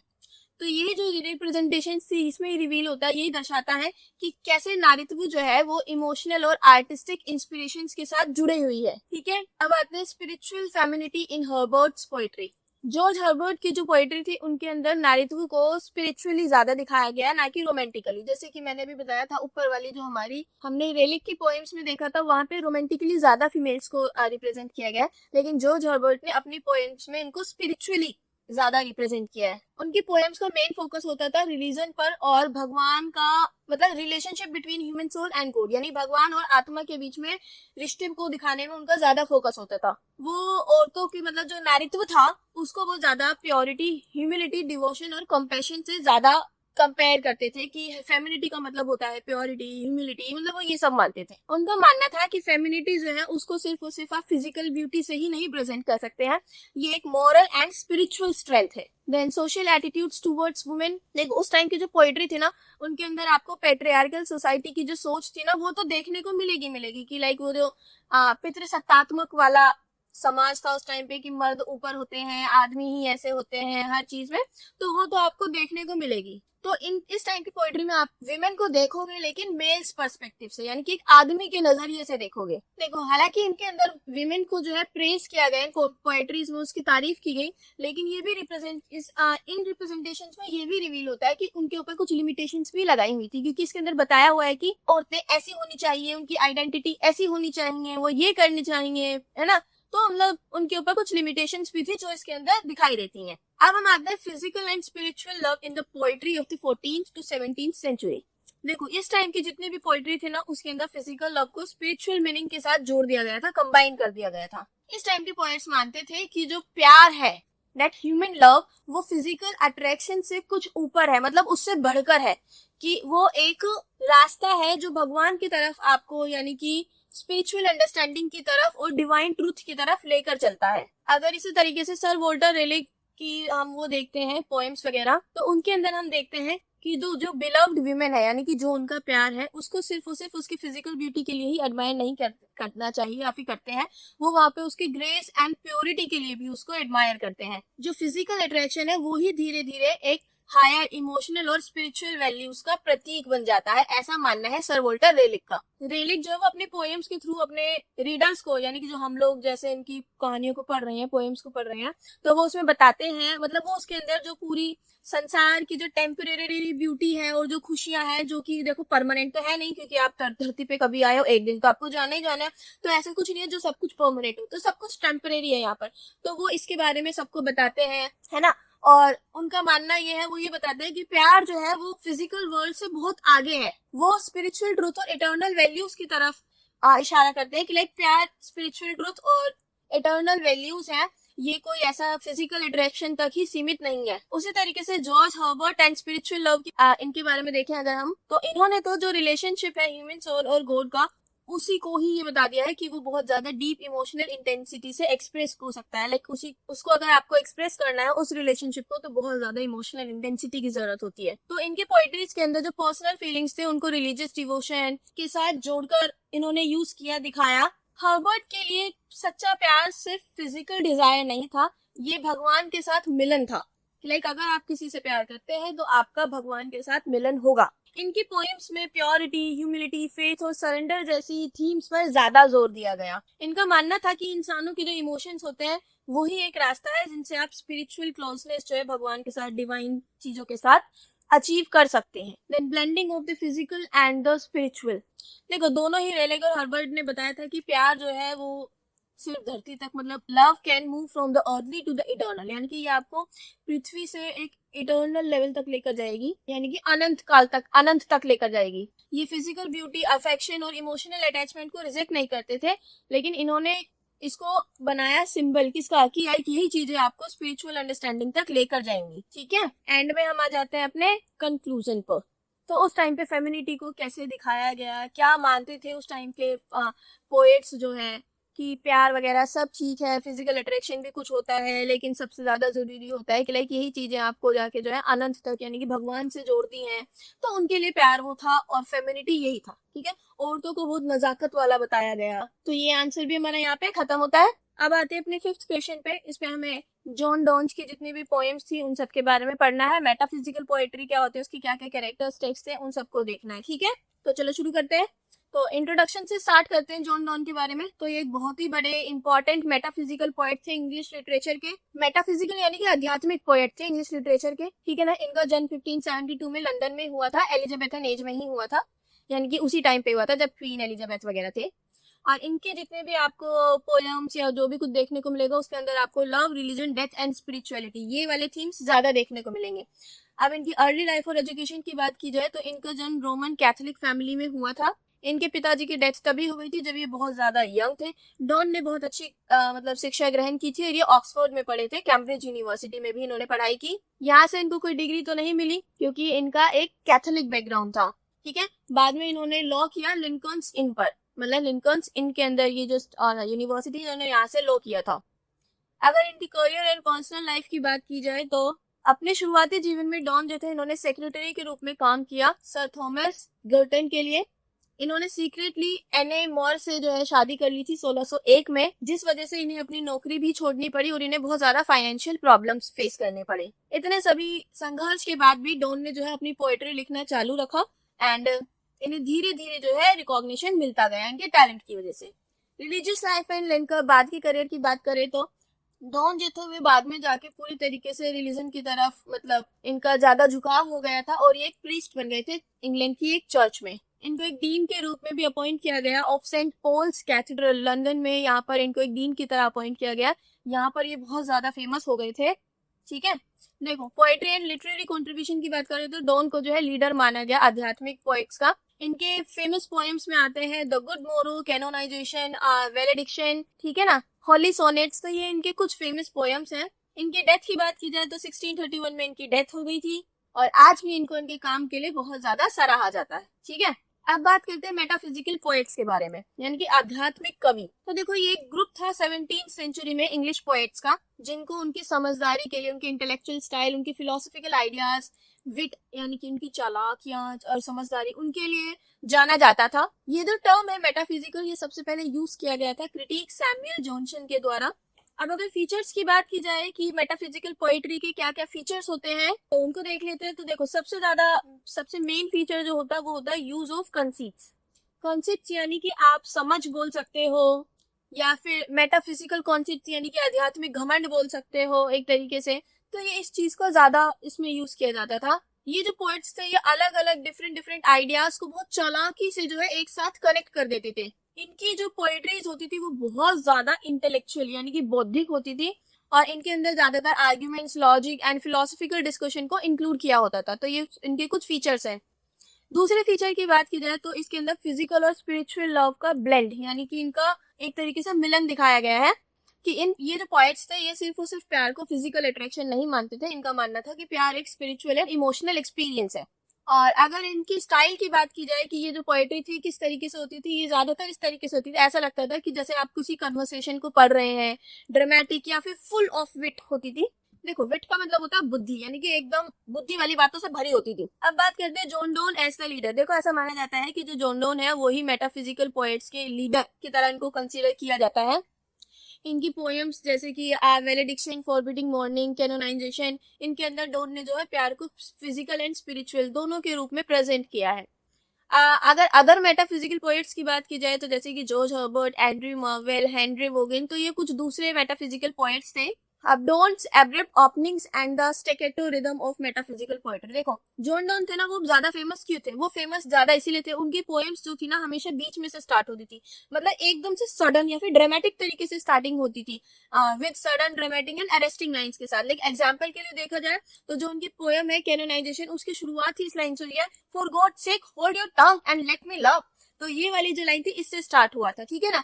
तो ऐसी जो ओपनिंग्स थी कि लाइक एकदम से सडन ड्रामेटिक ओपनिंग हो रही है, इसी वजह से डॉन बहुत ज्यादा फेमस भी हुए थे। और ऐसी ओपनिंग जो होती है तुरंत से रीडर्स का जो अटेंशन होता है वो अपनी तरफ खींच लेती है और उन्हें अपने साथ जोड़कर रखती है। रीडर्स को लगता है अरे ऐसा क्या हुआ होगा आगे, है ना, तो वो जुड़ कर रहते हैं, आगे समझते हैं, पढ़ते हैं। और यही तरीके की ओपनिंग एक शार्प और एनर्जेटिक टोन क्रिएट कर देती है। एब्रप्ट ओपनिंग्स एंड स्टेकेटो रिदम की बात की जाए तो मैंने भी बताया डॉन्स की जो पोएट्री थी वो ज्यादातर किसी कन्वर्सेशन या फिर आर्ग्यूमेंट के बीच में से शुरू होती थी। ये कोई ऐसा स्लो इंट्रोडक्शन इसमें नहीं दिया जाता था, ये डायरेक्टली एड्रेस कर रहे होते थे किसी दूसरे पर्सन को कमांडिंग टोन में, लाइक कमांड कर रहे हैं उसको कि डरा धमका रहे हैं या फिर बता रहे हैं कुछ। और ये जो छोटे छोटे फ्रेजेस होते हैं, सडन कमांड्स हैं, या फिर ये जो क्विक शिफ्ट है थॉट में और जो रैपिड रिदम होती है, इसी को बोलते हैं स्टेकेटो रिदम। ये जो स्टाइल था ये पोएम को लाइवली और ड्रामेटिक बनाता था, रीडर्स को और भी ज्यादा अच्छा लगता था पोएम को पढ़ते हुए और सुनते हुए। Expression of urgency and emotion, देखो ये जितनी एब्रप्ट ओपनिंग्स थी ना, ये रिवील करती थी स्पीकर के स्ट्रॉन्ग इमोशंस को और सेंस ऑफ अर्जेंसी को, कि लाइक जरूर कोई अर्जेंसी वाली सिचुएशन है वहां पर, ये वाली सिचुएशन को दिखाया जाता था इसके अंदर। ये जो पोएम थी इन द कैनोनाइजेशन, यहाँ पर जब स्टार्टिंग हुई है तो स्पीकर इम्पेशेंटली बोल रहा है दूसरों को कि उसके प्यार के बीच में इंटरफेयर ना करे, उसको प्यार करने दिया जाए, उसके बीच में कोई ना आए। डॉन जो थे वो स्लोली इमोशंस को बिल्ड नहीं करते थे, वो डायरेक्टली रीडर्स के ऊपर इमोशंस को फेंक के मारते थे एक तरीके से कि अब तुम समझो भाई। वो रीडर्स को डायरेक्टली सीधा इमोशनल सिचुएशंस में लाकर खड़ा कर देते थे। और यही जो अर्जेंसी थी रिफ्लेक्ट करती थी उनका पैशनेट नेचर मेटाफिजिकल पोएट्री की तरफ। Dramatic voice and conversational style, देखो मैंने बताया डॉन्स जो थे वो हमेशा स्टैटिक ड्रामेटिक वॉइस ही करते थे। उनकी पोएम्स जो थी वो ऐसी लगती थी जैसे वो कोई स्पीच दे रहे हैं या डिबेट कर रहे हैं या फिर किसी से कोई बात कर रहे हैं, उनकी पोएम्स ही ऐसी होती थी। तो ये जो ड्रामेटिक क्वालिटी थी इससे पोएम डायनेमिक और इंगेजिंग हो जाती थी। रीडर्स को ऐसा लगता था कि हाँ वो भी उस आर्ग्यूमेंट का या फिर जो भी वो कन्वर्सेशन वहां पे चल रही है वो भी उसका एक हिस्सा है, और वो स्पीकर के इमोशंस को बहुत क्लोजली फील कर पाते थे, एक्सपीरियंस कर पाते थे, ठीक है। Then intellectual energy and metaphysical style, मैंने बताया था डॉन्स कैसे स्टार्ट करते थे अपनी पोएम्स वगैरह अचानक से। तो आफ्टर कैप्चरिंग अटेंशन, तो जब इससे उन्हें अटेंशन मिलता था तो अटेंशन कैप्चर करने के बाद वो डेवलप करते थे कॉम्प्लेक्स आर्ग्यूमेंट्स, फिलोसफिकल आइडियाज, ऐसी ऐसी चीजों को, मेटाफिजिकल कंसीट्स जैसी थॉट्स को वो रीडर्स के आगे रख देते थे। तो ये जो रैपिड मूवमेंट था एक आइडिया से दूसरे में, है ना, तो इससे एक मेंटल एक्साइटमेंट क्रिएट होता था और लोग जो थे बहुत ज्यादा एक्साइटेड होकर इनकी पोएम्स वगैरह को पढ़ते थे और सुनते थे। ठीक, देखो अब इस वाली क्वेश्चन के अंदर हमारी बुक के अंदर इन्होंने 3 पोएम्स दी है डॉन ने, तो मैं एक एक करके आपको उनका थोड़ा थोड़ा समरी देती जाऊंगी, डिटेल एनालिसिस दूंगी बस, ठीक है ना। तो अब एक एक करके शुरू करते हैं। तो जो सबसे पहले था the sun rising by John Donne, तो सबसे पहली पोएम जो हमारी बुक में दी है वो ये दी है, द सन राइजिंग, ठीक है ना। तो इसका डिटेल्ड एनालिसिस लेते हैं, इसका इंट्रोडक्शन देखते हैं पहले।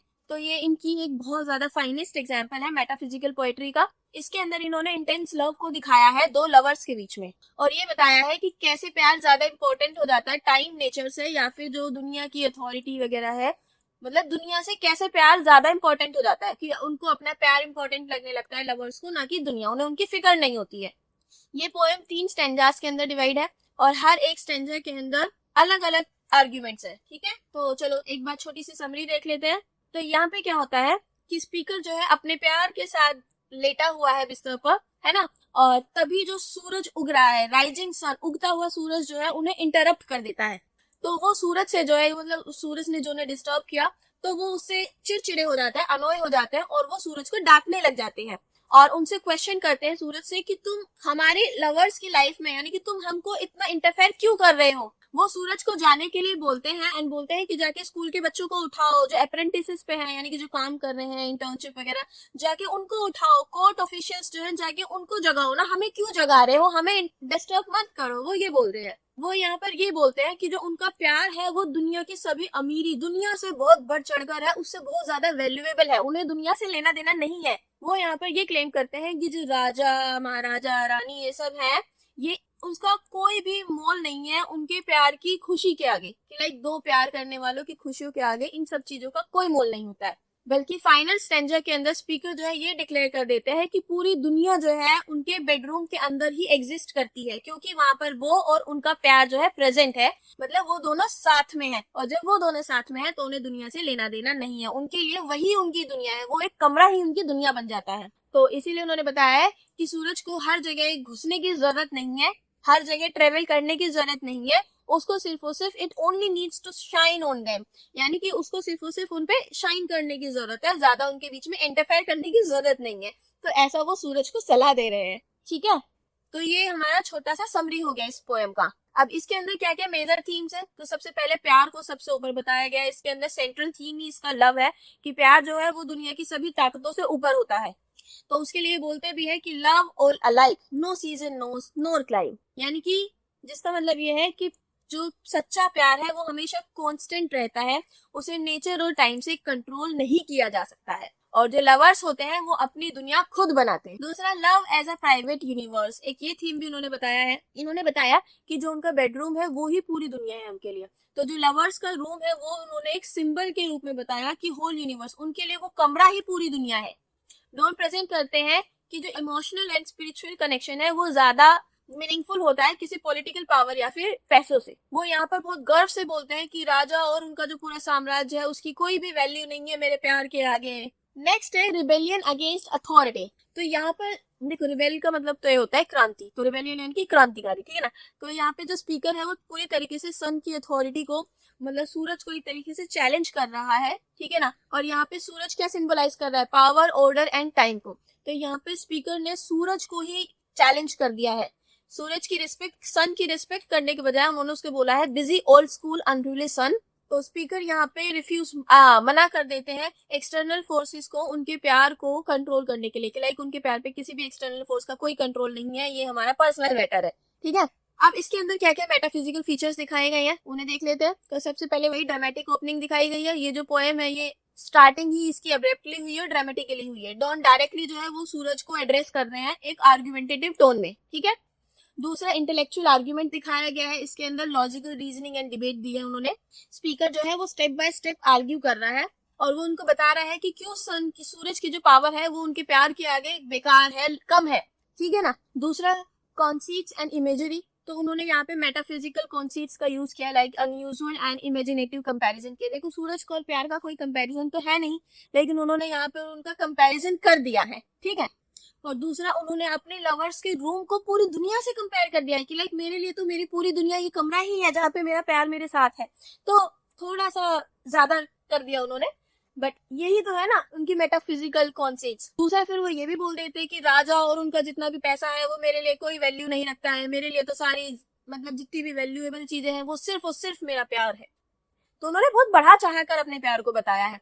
दूसरा, blend of physical and spiritual love. देखो, जो पोएम है वो फिजिकल क्लोजनेस के साथ साथ, जो दो लवर्स के बीच में उसके साथ साथ स्पिरिचुअल एंड इटर्नल लव को भी प्रेजेंट करता है, कि उनका जो प्यार है, उनका जो रिलेशनशिप है वो एक ऑर्डिनरी ह्यूमन एक्सपीरियंस से बहुत बढ़कर है। अब अगर टोन एंड स्टाइल की बात की जाए तो इस पोएम में जो टोन यूज हुई है वो बहुत witty, playful, confident and passionate tone use हुई है।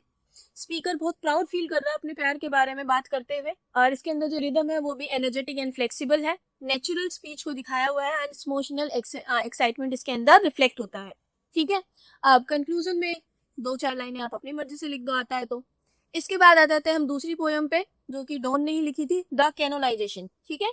तो इसका इंट्रोडक्शन देख लेते हैं। तो ये इनकी ग्रेटेस्ट मेटाफिजिकल पोएम है।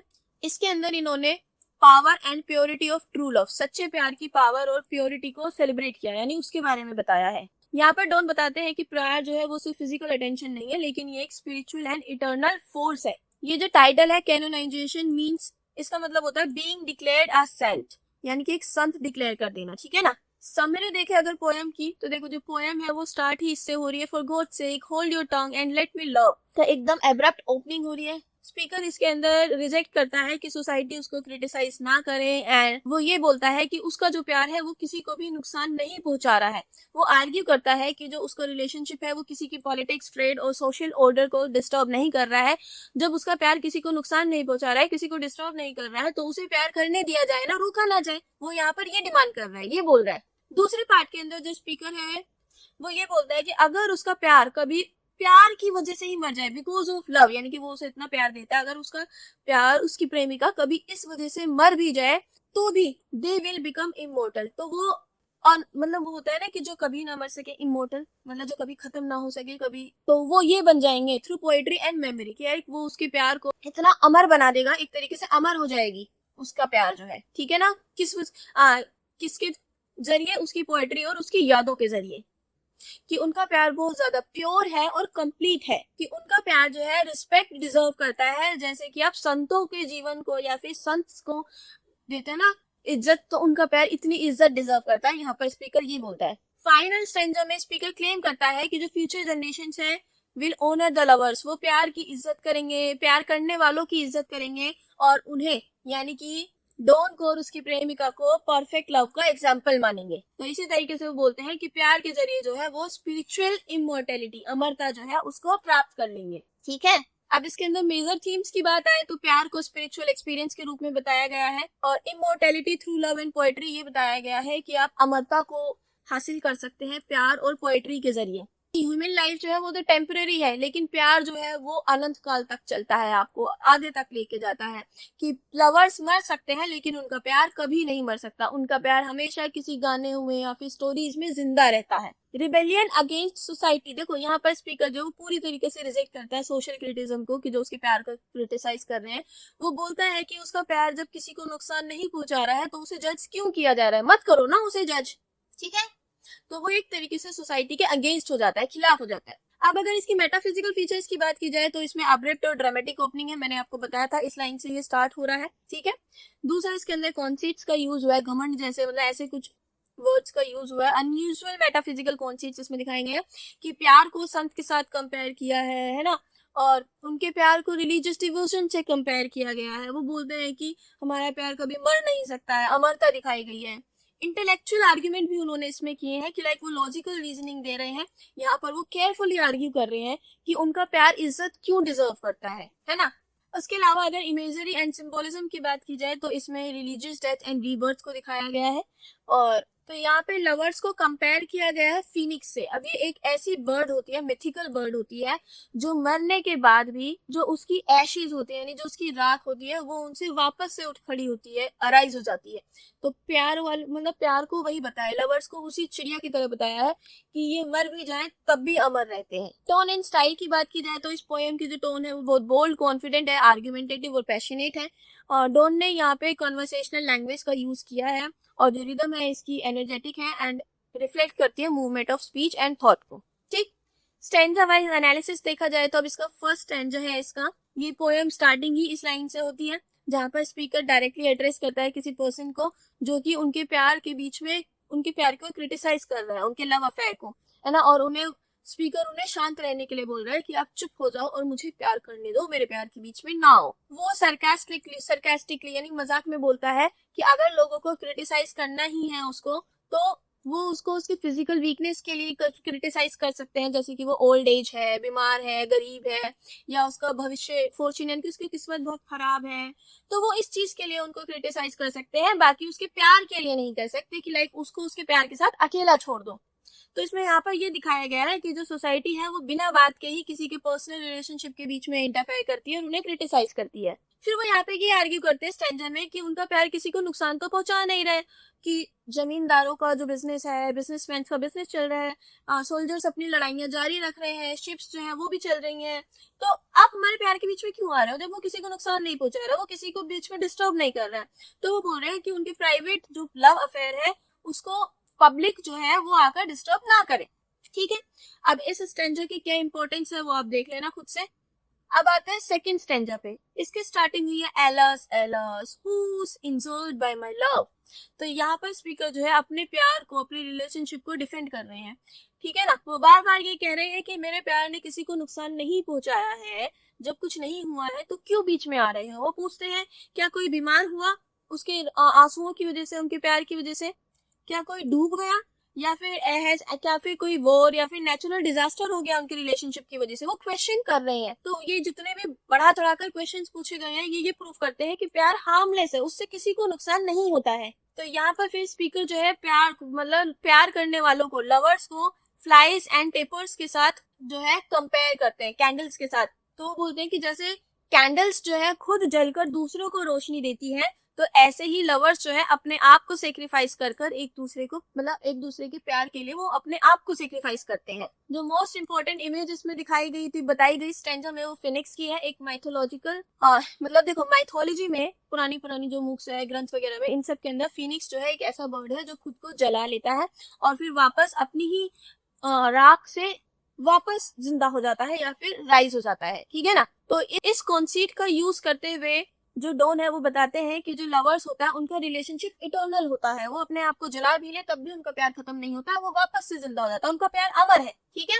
अब इसकी क्या इंपॉर्टेंस है वो यहाँ पे देख लेना। उसके बाद आ जाते हैं हम अपने थर्ड स्टैंडर्ड पे, जो कि स्टार्ट होता है call us what you will, we are made such by love. इस स्टैंजा के अंदर स्पीकर बोलते हैं कि प्यार जो है वो पूरी तरीके से लवर्स की आइडेंटिटी बन जाता है। सोसाइटी उन्हें भले ही पागल, फूल कहे, स्ट्रेंज कहे, लेकिन उन्हें अपने प्यार पर गर्व होता है। उन्हें गर्व होता है इस बात पर कि प्यार ने उन्हें क्या बना दिया है। लवर्स को उन्होंने यहाँ पे परफेक्टली यूनाइटेड की तरह डिस्क्राइब किया गया है। वो ये बोलते हैं कि दो सेपरेट इंडिविजुअल्स जो है एक हो जाते हैं प्यार के जरिए, और जो फिजिकल अट्रैक्शन है वो स्पिरिचुअल हार्मोनी में डेवलप हो जाती है। वो ये सजेस्ट करते हैं कि जो उनका रिलेशनशिप है वो बॉडी एंड सोल दोनों उसके अंदर कंटेन, मतलब दोनों ही है उसके अंदर। उनका प्यार जो है वो सिर्फ सेंसुअल नहीं है, वो डीपली स्पिरिचुअल एंड इमोशनल है। उन्होंने अपने यहाँ पर अपने प्यार को जो है संतों से भी कंपेयर किया है, क्योंकि जो लवर्स होते हैं वो एक दूसरे के लिए पूरी तरीके से डिवोटेड होते हैं। जैसे संत भगवान के लिए डिवोटेड होते हैं, तो ऐसे ही लवर्स एक दूसरे के लिए डिवोटेड होते हैं। तो ये बोलते हैं कि लवर्स को आप संत भी बोल सकते हैं, ठीक। अब आते हैं फोर्थ स्टैंजा पर। तो इसमें है we can die by it if not live by love.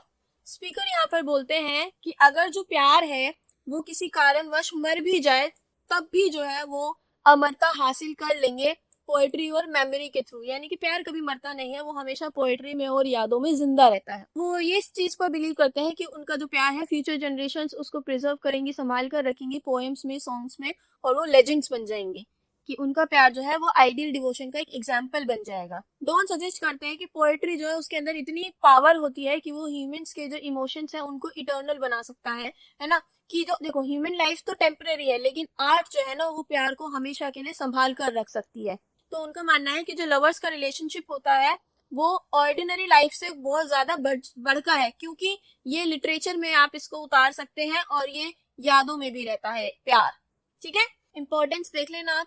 अब आते हैं हम अपने फिफ्थ स्टैंजा पे, जो कि स्टार्ट होता है and those invoke us you home reverend love. ये फाइनल स्टैंजा है। इसके अंदर स्पीकर जो है इमेजिन करता है फ्यूचर लवर्स को उनसे प्रे करते हुए, जैसे कि वो प्यार के संत बन जाते हैं तो उनसे प्रे करते हुए इमेजिन करता है यहाँ पर फ्यूचर लवर्स को। जैसे कि जितने भी धार्मिक संत होते हैं उन्हें भगवान के लिए स्पिरिचुअल डिवोशन के लिए याद किया जाता है, पूजा जाता है, तो इन लवर्स को भी याद रखा जाना चाहिए उनकी परफेक्ट इमोशनल डिवोशन के लिए।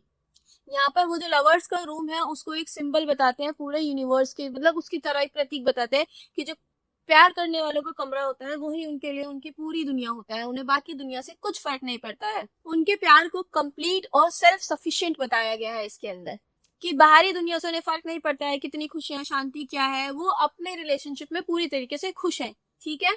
तो ये है हमारे इस स्टैंजा की इंपॉर्टेंस, ये देख लेना आप। ये सेकेंड वाली हमारी पोएम खत्म हो गई।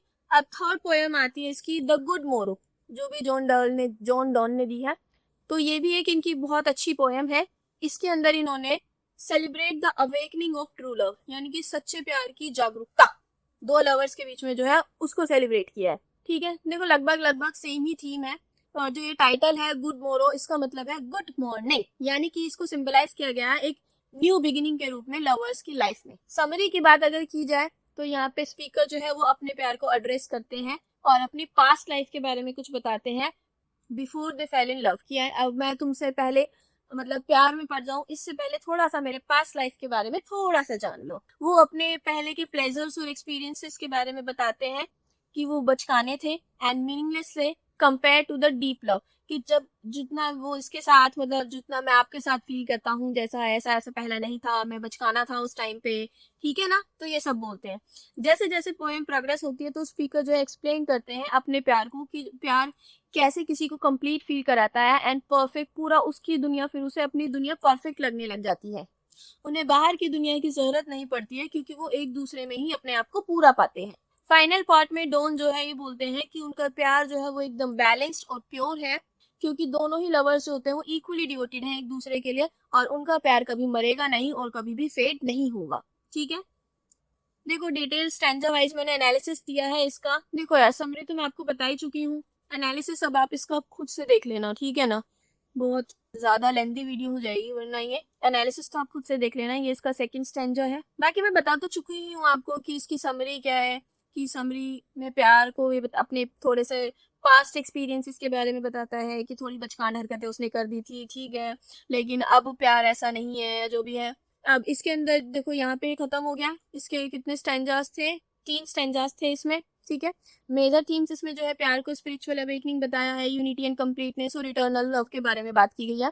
मेटाफिजिकल फीचर्स की बात की जाए तो इसमें फिलोसफिकल थिंकिंग दिखाई गई है कि जो डॉन है वो प्यार को इंटेलेक्चुअली एंड फिलोसफिकली ट्रीट करते हैं, ज्यादा सेंटिमेंटली से ज्यादा, कि लाइक सेंटिमेंटल लेवल पर ट्रीट ना करके वो उसको इंटेलेक्चुअली ट्रीट करते हैं। कॉन्सेप्ट्स एंड इमेजरी की बात की जाए तो इसके अंदर maps, discoveries, waking souls, reflections in eyes, ऐसी ऐसी चीजों का यूज हुआ है, और blend of physical and spiritual love, ठीक है ना। टोन एंड स्टाइल की बात की जाए तो इस पोएम की जो टोन है वो बहुत काम, इंटीमेट, रिफ्लेक्टिव एंड कॉन्फिडेंट है। लैंग्वेज इसके अंदर कन्वेंशनल येट इंटेलेक्चुअल यूज हुई है, और इन्होंने इसके अंदर इमोशनल वार्मथ के साथ साथ लॉजिकल रीजनिंग का भी यूज किया है। जॉन डॉन्स मेटाफिजिकल पोएट्री, ठीक है। तो देखो ये बैलेंस बनाकर चलते थे अपनी पोएट्री में बिटवीन थॉट एंड फीलिंग। ये अपनी इनकी पोएट्री फेमस थी intellectual quality, logical reasoning and dramatic style, emotional intelligence के लिए। डॉन जो है हमेशा थॉट एंड फीलिंग को इस तरीके से बैलेंस करके चलते थे कि उनकी जो पोएम्स थी वो फिलोसफिकल एंड डीप पर्सनल हो जाती थी। देन लॉजिकल रीजनिंग इन डॉन्स पोएट्री, देखो वो उनका जो एक मेन फीचर था उनकी पोएट्री का ये भी था कि वो आर्ग्यूमेंट्स और लॉजिक का बहुत यूज करते थे। मैंने अभी आपको बताया था कि वो वहाँ पे सूरज को आर्ग्यूमेंट कर रहे हैं, रीजन दे रहे हैं कि उनका प्यार क्यों गलत नहीं है दुनिया के लिए, है ना। तो ऐसी ऐसी लॉजिकल रीजनिंग का यूज करते थे वो उसमें डिबेट्स कर रहे हैं। देखो कैनोनाइजेशन के लिए जैसे स्पीकर जो आर्ग्यू करता है कि उनका प्यार किसी के लिए नुकसानदायक नहीं है, और इन द सन राइजिंग इसी के अंदर भी वो आर्ग्यू कर रहे हैं सूरज के साथ कि सूरज कैसे उनके प्यार से कम इम्पोर्टेंट है उनके लिए। यही इन गुड मोरो की बात की जाए तो उन्होंने ये बताया कि सच्चा प्यार कैसे आत्मा को जगा देता है और एक कंप्लीट दुनिया बना देता है लवर्स के लिए, ठीक है। इमोशनल इंटेंसिटी एंड फीलिंग, यहाँ तक कि डॉन्स की जो पोएट्री थी वो इंटेलेक्चुअल होती थी लेकिन वो फिर भी पूरी तरीके से इमोशंस एंड पैशन से भरी होती थी। उनके जो आर्ग्यूमेंट्स होते थे वो कभी भी कोल्ड और मैकेनिकल नहीं होते थे, वो एकदम अच्छे वाले आर्ग्यूमेंट्स करते थे।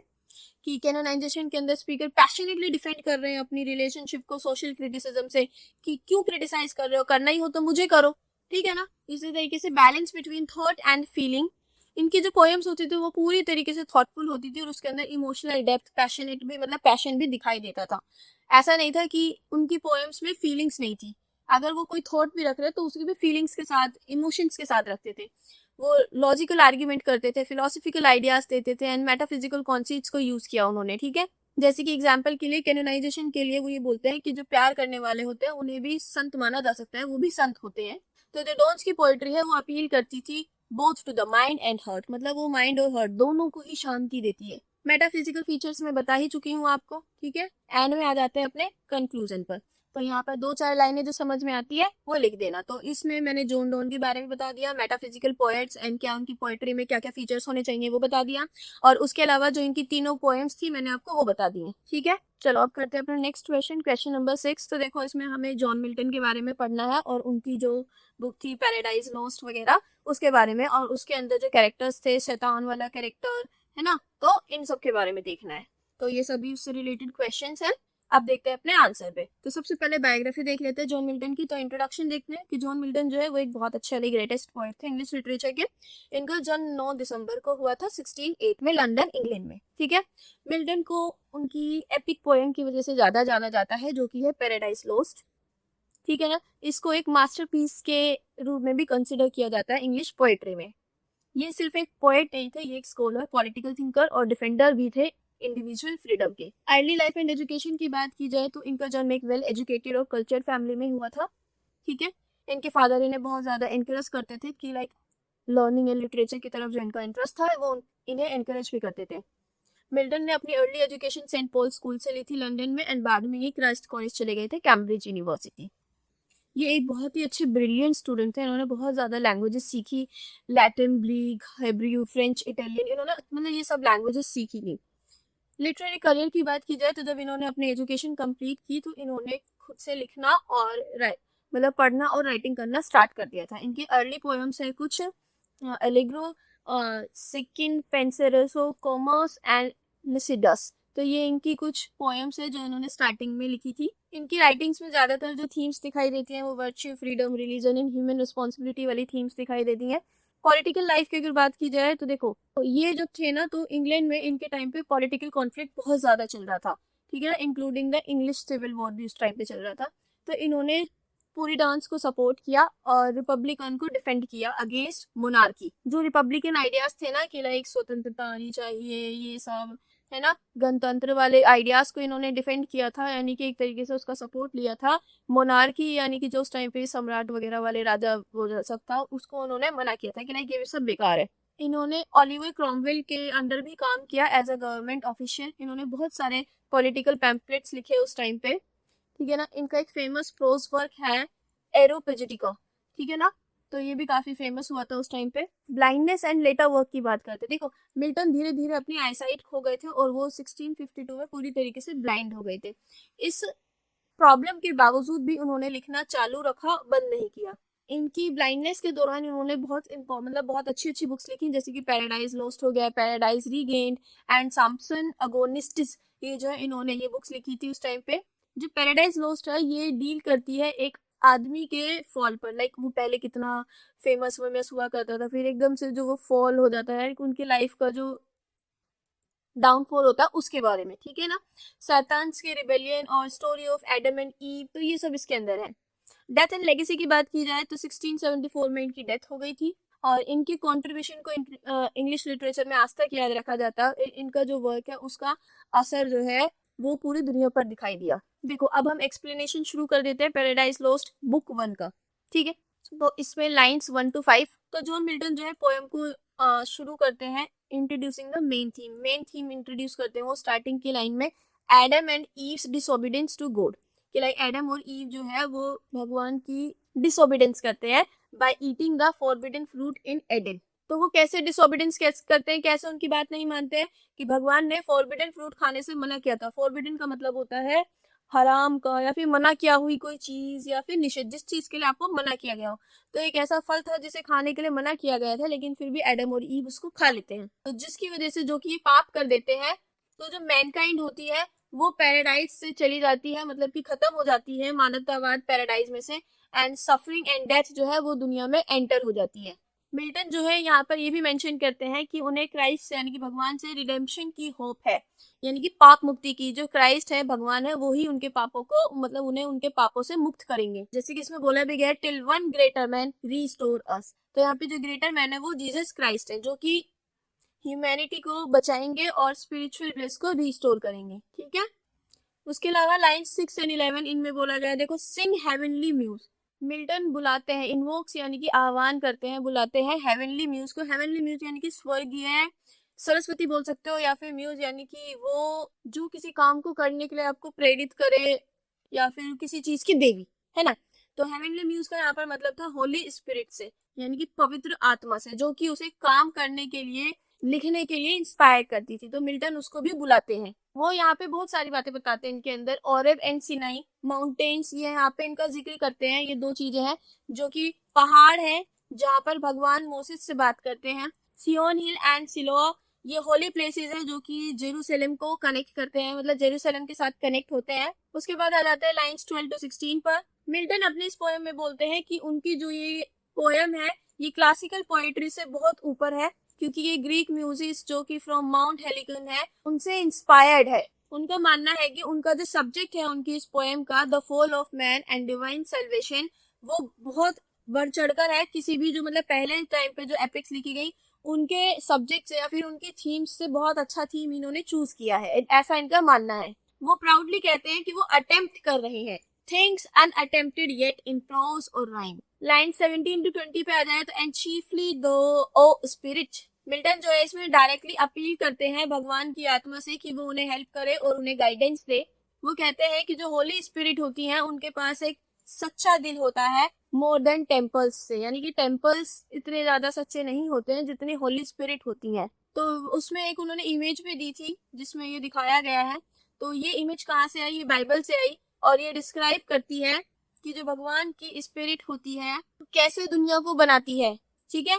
और मिल्टन उसी डिवाइन पावर से कहता है कि वो उसे इंस्पायर करे उसकी पोयम लिखने के लिए। 23 to 26 ये जो 3 लाइनें हैं इसके अंदर what in me is dark illumine, Milton request करता है स्पिरिट से कि वो उसके दिमाग को एनलाइटन करे, यानी कि जागरूक करे, उसकी एबिलिटीज को स्ट्रेंथ करे और उसे मदद करे उसके डिफिकल्ट टास्क को खत्म करने के लिए। जो पोयम होती है वो एंड होती है विद मिल्टन्स के ग्रेट पर्पस के साथ, to justify the ways of God to men. Milton यहाँ पर ये एक्सप्लेन करना चाहते हैं कि जो गॉड्स का मतलब वो यहाँ पे गॉड के जस्टिस को एक्सप्लेन करना चाहते हैं और शो करना चाहते हैं कि क्यों इविल और जो सफरिंग होती है वो दुनिया में एग्जिस्ट करती है। कि मतलब देखो सच्चाई तो है, भगवान की गुडनेस तो है, लेकिन फिर भी इविल एंड इतना दुख दर्द और जो गंदे लोग होते हैं ये क्यों होते हैं दुनिया में? अगर ये नहीं होंगे तो भगवान को कौन याद करेगा भाई?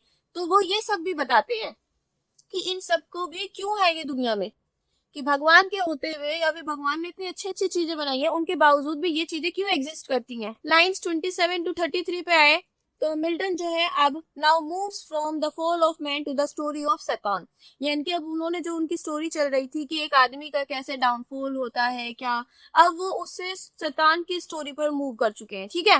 एंड द रिबेल एंजल्स उनकी तरफ जा चुके हैं, उनकी स्टोरी की तरफ जा चुके हैं।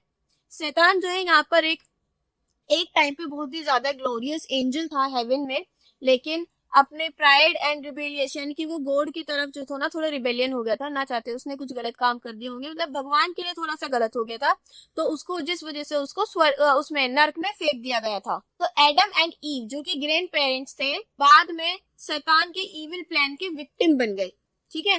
तो जो शैतान था वो टेम्प्टेड करता है, यानी कि लालच देता है ईव को कि वो भगवान को डिसोबे करे, उनकी बात ना माने और उस फोरबिडन फ्रूट को जिसे खाने के लिए मना किया गया था उसे खा ले, ठीक है। 34 to 40 लाइन्स की बात की जाए तो यहाँ पे द इन्फर्नल सर्पेंट, यहाँ पर जो शैतान है उसको इन्फर्नल सर्पेंट की तरह रेफर किया गया है, बताया गया है, जो कि ईव के आगे सर्पेंट की फॉर्म में आता है, लाइक सर्पेंट का रूप लेकर आता है। जो शैतान था वो पूरी तरीके से जेलिसी और रिवेंज से भरा हुआ था क्योंकि उसको हेवन से निकाल फेंका था। वो भगवान को चैलेंज करना चाहता था और उनके बराबर बनना चाहता था, ठीक है। शैतान और उसके जो फॉलोअर्स थे वो भगवान के खिलाफ एक लड़ाई लड़ रहे थे, लेकिन वो हार गए बिकॉज गॉड इज ओमनीपोटेंट, यानी कि भगवान ही सबसे ज्यादा पावरफुल थे, ऑल पावरफुल थे। और भगवान जो है गॉड जो है वो शैतान को हेवन से हेल में फेंक देते हैं। अब यहाँ पे नर्क को भी बताया गया है कि कैसा है, बॉटमलेस जिसका कोई अंत नहीं है, डार्क पेनफुल जर्नी यानी जहाँ पे बहुत ज्यादा दुख है, एंड एटर्नल यानी कि अनंत जो कभी खत्म ना हो, ऐसा है हेल। ऐसा इन्होंने हेल को डिस्क्राइब किया है।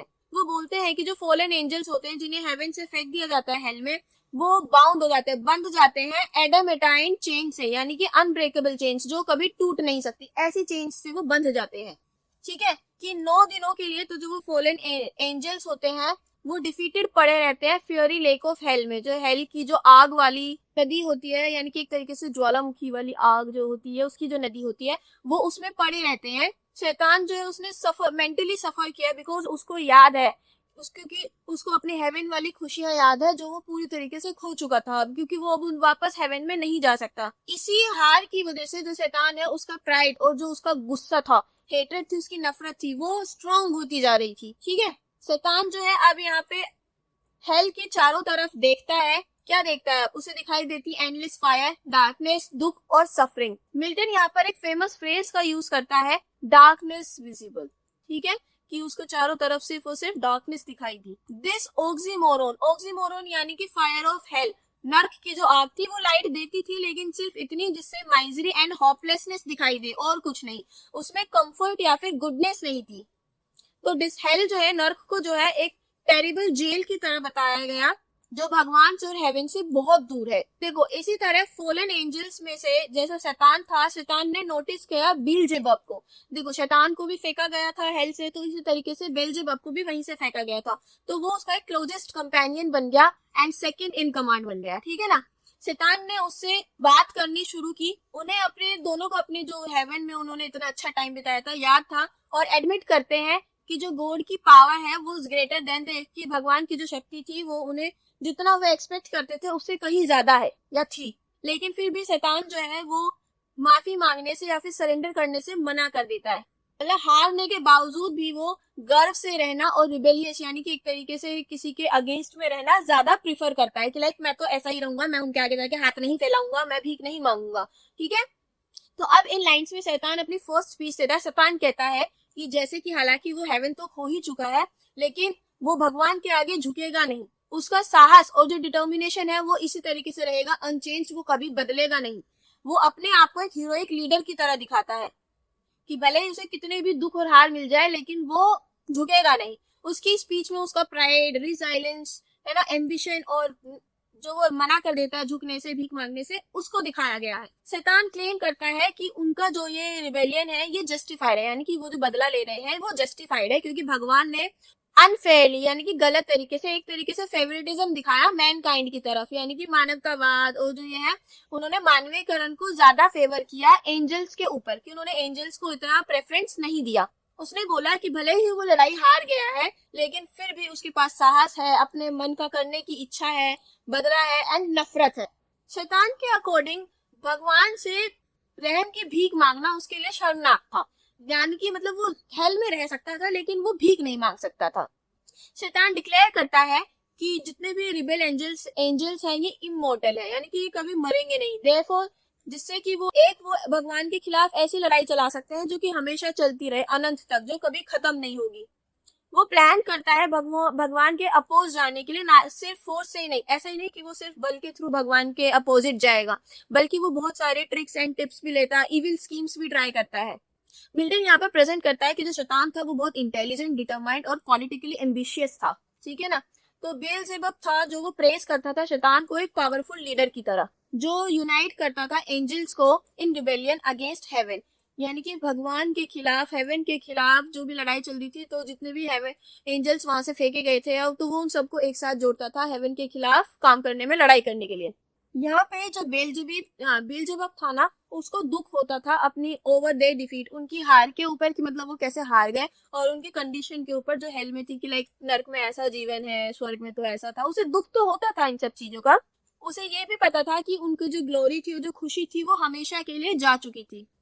शैतान से अलग जो बेल्जेबब था ना, वो ज्यादा थॉटफुल और फियरफुल था, यानी उसे डर लगता था और वो ज्यादा सोचता था। बेल्जेबब जो था वो ये सोचता था कि भगवान ने उनको इंटेंशनली अकेला छोड़ दिया, left them alive and powerful, कि उनको जिंदा छोड़ दिया और पावरफुल छोड़ दिया ताकि वो सफर कर सके इस हमेशा चलने वाली पनिशमेंट को जो नर्क में मिलने वाली थी। वरना वो मार भी सकते थे उनको, लेकिन वो चाहते थे, भगवान चाहते थे कि वो हमेशा सफर करे, इसलिए उनको नर्क में फेंक दिया गया।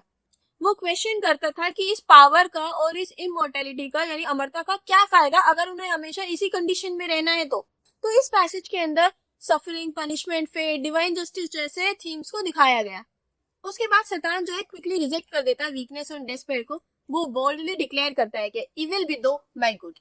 वो बोलता है जितने भी फॉलन एंजल्स से थे कि अब वो कभी भी अच्छा नहीं करेगा या करेंगे, कि अब वो हमेशा भगवान के खिलाफ जाएंगे और अच्छे को हमेशा इविल में यानी कि गलत में बदलने की कोशिश करेंगे। तो इस बात से यहाँ पे ये इसने मार्क कर दिया शैतान ने अपनी कंप्लीट मोरल करप्शन को, कि मैं तो करप्टेड ही रहूंगा, और उसके डिटर्मिनेशन को कि वो हमेशा भगवान के खिलाफ रहेगा। देखो शैतान ने नोटिस किया कि जो स्वर्ग है वो और ज्यादा काम हो गया है लड़ाई के बाद से, कि जो भगवान है और जितने भी हेवनली एंजल्स हैं वो वापस चले गए हैं रिटर्न विक्टोरियस, यानी कि जीत कर वापस चले गए हैं इज्जत के साथ। मीनवाइल जो शैतान था वो प्रिपेयर कर रहा था टू ऑर्गेनाइज, मतलब जितने भी फॉलन एंजल्स थे हेल में उन सबको ऑर्गेनाइज कर रहा था और कंटिन्यू मतलब रेजिस्टेंस अगेंस्ट गॉड, और उन्हें तैयार कर रहा था भगवान के खिलाफ वापस से अगेंस्ट जाने के लिए, रेजिस्टेंस करने के लिए। तो ये जो पैसेज था इसमें शैतान को as a leader of hell दिखाया गया था।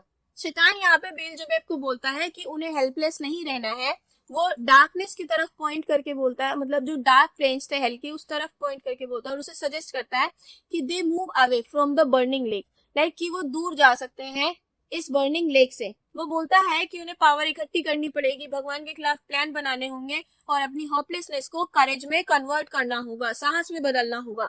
इवन इन डिफीट, यानी कि हार में भी शैतान जो है जवाब नहीं दे रहा था, मतलब गिव अप नहीं कर रहा था। शैतान की जो ह्यूज बॉडी थी वो फ्लोट कर रही थी अपॉन फ्यूरी लेक, वो जो आग वाली लेक थी उसके ऊपर वो फ्लोट कर रहा था।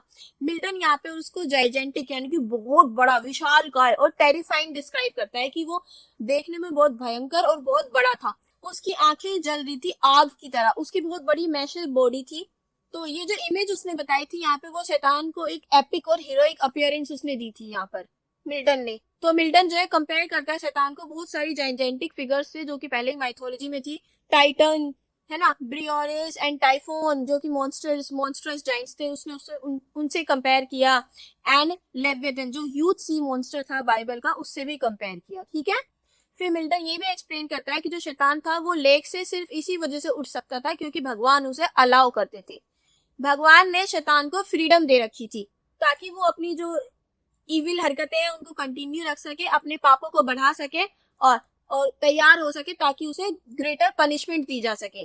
तो आयरन के लिए एंड में देखा जाए तो शैतान की जितनी भी वो गलत हरकतें थी, इविल एक्शंस थे, वो अल्टीमेटली भगवान को उनका जो बड़ा प्लान था मैनकाइंड के लिए कि लाइक अगर हमें मानवतावाद को बना के रखना है तो शैतान को खत्म करना होगा, और अगर शैतान को खत्म करना है तो उसके पाप बढ़ाने पड़ेंगे और बढ़ाने पड़ेंगे। तो ये जो प्लान था उनका, वो अल्टीमेटली शैतान उसे ही पूरा कर रहा था ना चाहते हुए भी। शैतान फेरी लेक से निकलता है और उड़ जाता है थ्रू द बर्निंग एयर, जो जलती हुई हवा थी, और ड्राई लैंड पर पहुंच जाता है।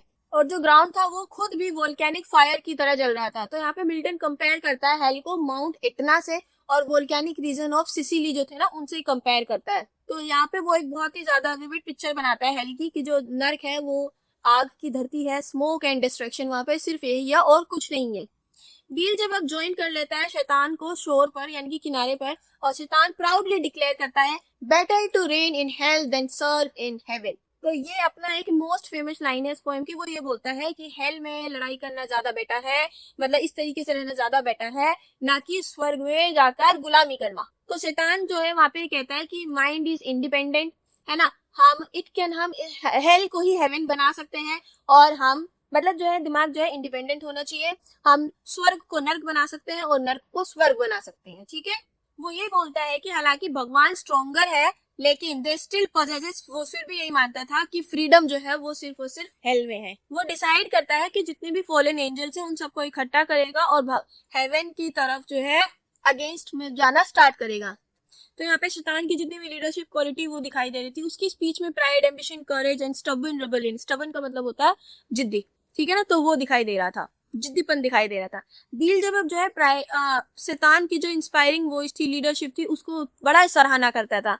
वो बिलीव करता था कि जो फॉलन एंजल्स हैं वो अपने साहस को वापस से रीगेन करेंगे जब वो शैतान की कमांड को सुनते हैं। शैतान जो है हेल में चारों तरफ घूमता रहता है अपनी एनॉर्मस शील्ड और स्पीयर को लेकर, अपनी तलवार और ढाल को लेकर। मिल्टन जो है यहाँ पे कंपेयर करता है उसकी शील्ड को मून सीन से through the telescope of Galileo गैली। मतलब जो गैलीलियो गैली के टेलीस्कोप में जो मून दिखाई दिया था, तो मिल्टन उसको उसी चांद से कंपेयर करता है।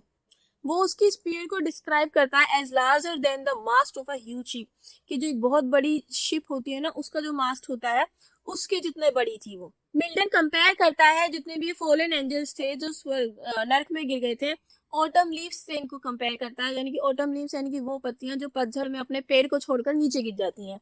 एंड द इजिप्शियन शोल्डर्स, उन इजिप्शियन शोल्डर से कंपेयर करता है जो रेड सी में डूब गए थे। ठीक है, शैतान जो है भड़काता है उन सभी फॉलन एंजल्स को कि तुम हेल्पलेसली मत पड़े रहो लेक में। वो उन्हें बोलता है कि तुम बहुत वीक हो और तुम सब जो है कि वो जो है अब भगवान से उनके आगे भीख मांगने के लिए तैयार हो रहे हैं।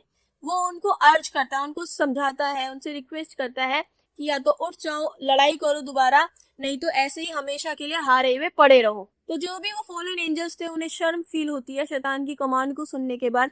लाइक सोल्जर्स जो कि एक मतलब नींद में पड़े होते हैं अपनी ड्यूटी पे, वो जल्दी जल्दी मतलब जो सफर कर रहे थे वो उससे जल्दी बाहर निकल जाते हैं और इससे वो अपना ऑबिडेंस दिखाते हैं शैतान की तरफ कि लाइक उसका कितना इन्फ्लुएंस था उनकी तरफ कि उसने उन्हें फील शर्म महसूस हुई और वो उठ खड़े हुए। रिबेल एंजल्स जो थे अब वो फियरी लेक से स्वॉर्म ऑफ लोकस्ट की तरह उठ खड़े हुए और मिल्टन उन्हें यहाँ पे कंपेयर करता है बारबेरियन आर्मीज के साथ। यहाँ पे कुछ सिमिलीज भी दी हुई है, their vast number, military organisation, destructive power. जो लीडर था फॉलन एंजल्स का वो शैतान के आगे आके इकट्ठे हो जाते हैं सबके सब। मिल्टन यहाँ पर ये बोलता है कि जितने भी एंजल्स थे एक टाइम पे ये बहुत ज्यादा इज्जतदार लोग थे हेवन में, लेकिन जो कि इनके but later became false gods worshipped by humans on earth. लेकिन बाद में ये गलत भगवान बन गए जो कि इंसानों द्वारा पूजे जाते हैं पृथ्वी पर। तो ये मैनकाइंड को लीड करते हैं कैसे, idolatry, greed, corruption and false religion, ये सब समझा के कि लालच, करप्शन, ये सब जो है ये हमें सब एविल्स सिखाते हैं, लाइक हम उन लोगों को ही पूज रहे हैं इस टाइम पे। तो ये जो पैसेज था ये एविल्स को जो है अर्थ के साथ कनेक्ट कर रहा था। मिल्टन यहाँ पर हेवनली म्यूज को बोलता है कि वो उन्हें फॉलन एंजल्स के नाम बताए जो कि शैतान के चारों तरफ इकट्ठे हो गए थे उस लेक से निकलकर, कि यही जो रिबेल एंजल्स है बाद में जाकर फॉल्स गॉड्स बने जिनको अर्थ पर अलग अलग नेशंस में पूजा गया। तो द फर्स्ट फॉलन एंजल जिसको मेंशन किया गया इसमें वो था मोलोक के, उसको पूजा गया by Ammonites and demanded cruel human sacrifice, और उसने डिमांड की cruel human sacrifice specially children burned alive in fire. उसने बोला कि बच्चों को जिंदा जला दो आग में, ठीक है ना। द टेरिबल क्राइज ऑफ, और जो भयंकर रोना धोना था ना पेरेंट्स का, उसको ड्रम्स और म्यूजिक की आवाज में दबा दिया गया, ठीक है। तो यहाँ पे मिल्टन ने मोलोक को वायलेंस, क्रूअल्टी और डिस्ट्रक्टिव वर्शिप के भगवान मतलब उसके रूप में बताया। द वैली ऑफ हिनमन जो है, हिनमन की जो घाटी थी ये चाइल्ड सेक्रीफाइस और इविल प्रैक्टिस से एसोसिएटेड थी, यानी कि जुड़ी हुई थी, और बाद में इसको गेहाना के नाम से जाना गया जो कि है नर्क का दूसरा नाम। उनके बाद आता है कीमोस जो कि है मोबाइट्स का गॉड। इसने इमोरल और ऑब्सेंस रिचुअल्स जो थे फॉलोअर्स के बीच में उनको एनकरेज किया। ऑब्सीन यानी कि अश्लीलता, तो उसको एनकरेज किया था। मिल्टन कहता है कि कीमोस जो है उसने लोगों को करप्ट किया और उनको असली भगवान की जो पूजा थी उससे दूर कर दिया। फिर यहाँ पे बाद में मिल्टन इंट्रोड्यूस करता है बालिम को जो कि मेल गॉड है एंड अस्त्रोथ को जो कि फीमेल गॉडेस है, कि ये जो स्पिरिट्स थी इन्होंने इजराइलाइट्स को टेम्प्ट किया आइडोलेट्री में, कि लाइक पूजा पाठ करने में, मूर्ति पूजा में, है ना। लेकिन मिल्टन नोट करता है कि जो स्पिरिट्स है वो कोई भी फॉर्म ले सकती है, उनकी कोई एक ऐसी फिजिकल बॉडी तो है नहीं आत्माओं की, वो तो कोई भी फॉर्म ले सकती है। तो उनका मानना था कि जो इजराइलिट्स थे उन्होंने भी भगवान को अबेंडन कर दिया और जो फॉल्स डाइटीज थे यानी कि गलत भगवान थे, यानी कि जो मूर्ति पूजा करने लग गए थे उनकी पूजा करने लगे, जिससे ह्यूमन की वीकनेस और स्पिरिचुअल करप्शन दिखाई दिया। देन उसके बाद एस्टोरथ के बारे में बताया गया जो कि है क्वीन ऑफ हेवन, जिनकी वर्शिप की गई साइडोन में, ब्यूटी, फर्टिलिटी एंड सेंसुअलिटी से रिलेटेड थी। वो इनका सिंबल था क्रिसेंट मून, ये इनका सिंबल था, ठीक है। तो यहाँ पर सोलोमन को मेंशन किया गया है क्योंकि जो उनकी फॉरेन वाइफ थी वो उन्हें बहुत जोर देती है कि वो टेम्पल्स बनाए पैगन गॉड्स के लिए। तो यहाँ पर मिल्टन क्रिटिसाइज करते हैं कि कैसे इतने समझदार रूलर्स भी टेम्पटेशन में, लालच में गिर जाते हैं। देन फिर यहाँ पे थामोस को बताया गया कि वो कनेक्टेड थे ग्रीक स्टोरी से अडोनिस के, है ना, लव्ड बाय वीनस, जिन्हें वीनस ने प्यार किया। लेजेंड्स के अकॉर्डिंग अगर देखा जाए तो इनका जो ब्लड था वो हर साल एक रिवर को रेड कन्वर्ट कर देता था, कि जब इनकी डेथ हुई तो औरतों ने बहुत रोना धोना किया, बहुत दुख मनाया, ठीक है। तो मिल्टन यहाँ पर प्रेजेंट करते हैं कि ये जो सेरेमनीज है ना, ये सब गलत है, कि किसी के मरने के बाद रोना धोना मनाना, दुख मनाना, ये सब गलत है। उसके बाद आते हैं डेगोन, ये फिश गॉड थे फिलिस्टीन के। इनकी अपर बॉडी ह्यूमन थी और लोअर बॉडी जो थी वो मछली जैसी थी, यानी कि एक तरीके से जो जलपरी टाइप होते हैं ना। तो जब फिलिस्टीन्स ने आर्क ऑफ गॉड को डेगोन्स के टेम्पल में रखा तो जो मूर्ति थी वो गिर गई और टूट गई।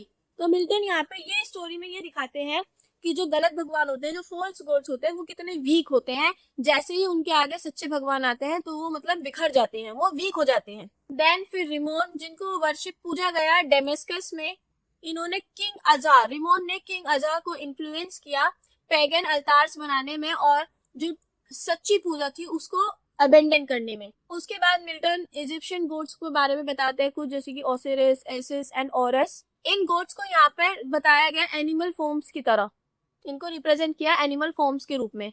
मिल्टन कहते हैं कि ये जो मूर्ति पूजा वाला सीन चला था इसने लोगों को असली भगवान से दूर कर दिया।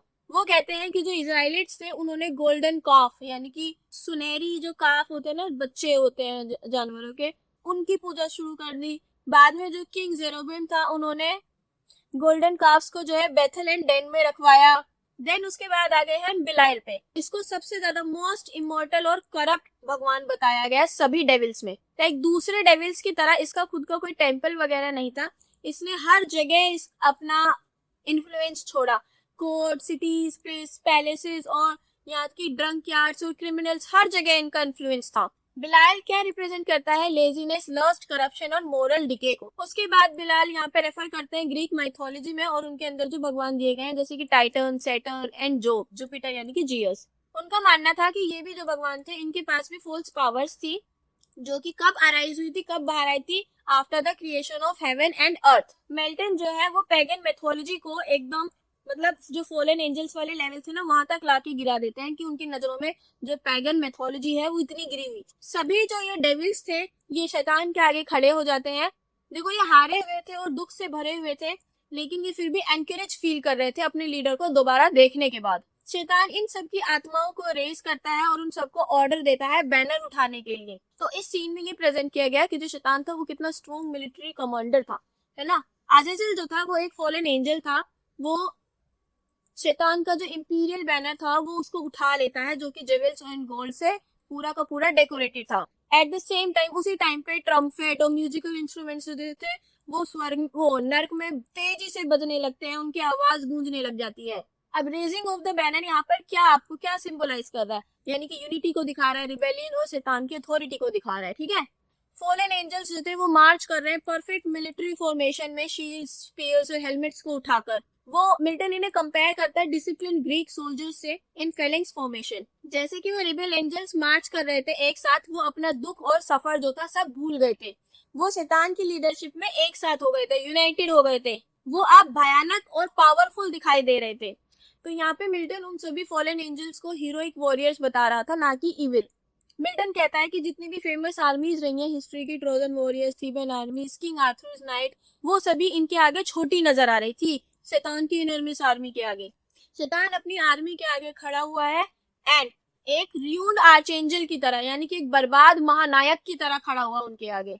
मिल्टन यहाँ पे उसको कंपेयर करता है सन ड्यूरिंग एन एक्लिप्स और डार्क एंड हेवनली बॉडी। इसकी इनसे वो उसको कंपेयर करता है शैतान को। देखो कि यहाँ पे शैतान को मेजेस्टिक दिखाया गया, लेकिन फिर भी जो सफरिंग और हार के जो निशान थे ना, साइन थे, वो उसके चेहरे पर झलक रहे थे। एक टाइम के लिए शैतान को दुख हुआ अपने उन सभी साथियों के लिए जो यहाँ पर ये दर्दनाक पनिशमेंट ले रहे हैं, जिसका कारण उसका ये रिबेलियन ही था।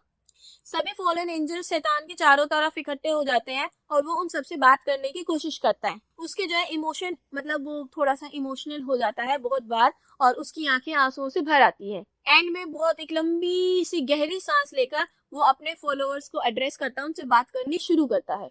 शैतान कहता है कि उनकी लड़ाई स्वर्ग के खिलाफ है, ठीक है।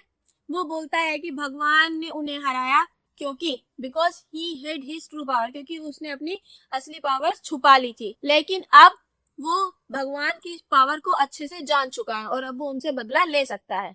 उसने मेंशन की एक र्यूमर, एक उसने मतलब र्यूमर यानी कि जो गलत फहमियां नहीं फैल जाती हैं वो, तो वो गॉड के प्लान को बताता है कि मतलब एक उसने र्यूमर दिया कि गॉड जो है एक नया वर्ल्ड बनाने जा रहा है, नया मैनकाइंड बनाने जा रहे हैं भगवान। तो शैतान बोलता है कि क्यों ना हम उस नई क्रिएशन को ही टारगेट कर ले। फिर उसके बाद जो फॉलन एंजल्स थे वो उसके सपोर्ट में चिल्लाते हैं, है ना।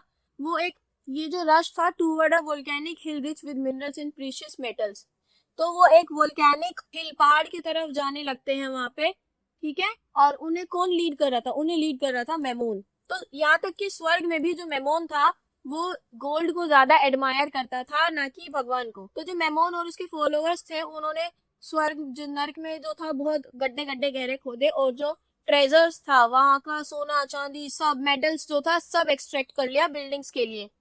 मिल्टन यहाँ पे क्रिटिसाइज करता है ग्रीड को और मटेरियलिज्म को, ठीक है ना, मेमोन्स के कैरेक्टर के थ्रू। मिल्टन रेफर करता है टावर ऑफ बेबल को, जहाँ पर ह्यूमंस जो है try to build a tower reaching heaven, कि जहाँ पर इंसान कोशिश कर रहे कैसा टावर बनाने की जो कि हेवन तक जाता हो। तो गॉड उन लोगों को कैसे पनिश करते हैं? बाय कंफ्यूजिंग देयर लैंग्वेज, उन्हें उनकी लैंग्वेज में कंफ्यूज करके। तो ये स्टोरी सिंबलाइज करती है ह्यूमन प्राइड, एम्बिशन और रिबेलियन अगेंस्ट गॉड को। तो जो फॉलन एंजल्स थे वो अब एक मैग्निफिसेंट पैलेस बनाना शुरू कर देते, बहुत बड़ा महल बनाना शुरू कर देते हैं वो नर्क के अंदर।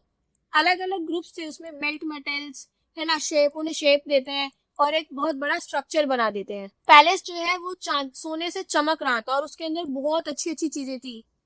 बेबीलोन और जो मतलब वो बहुत ज्यादा सुंदर लग रहा था, बेबीलोन से भी ज्यादा सुंदर, और जो पैलेसेस थे इजिप्ट के उनसे भी ज्यादा अच्छा लग रहा था वो। तो मैन जो है, मिल्टन जो है, हेल्स के, नर्क के आर्किटेक्चर को बहुत बड़ा चढ़ाकर सुंदर बता रहे थे। तो जो डेविल्स थे वो एडमायर कर रहे थे उस पैलेस के आर्किटेक्ट को, मुल्सीबर। उसका आर्किटेक्ट कौन था? मुल्सीबर था, जिसको माइथोलॉजी में हेफेस्टस, ग्रीक और रोमन में वॉल्किन के नाम से भी जाना जाता है। वो एक टाइम पे हेवन का आर्किटेक्ट था, लेकिन उसको फिर नर्क में फेंक दिया गया था।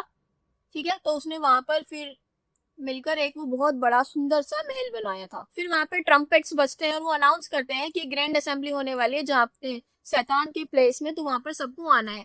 मिल्टन यहाँ पर पैलेस का नाम भी बताता है, पेंडेमोनियम। तो ये उसने अपने पैलेस का नाम रखा, जिसका मतलब था द प्लेस ऑफ ऑल डीमोन्स, सभी राक्षसों की एक जगह, यानी कि जगह। ठीक है, तो ये कैपिटल बन गया और काउंसिल हॉल बन गया हेल का।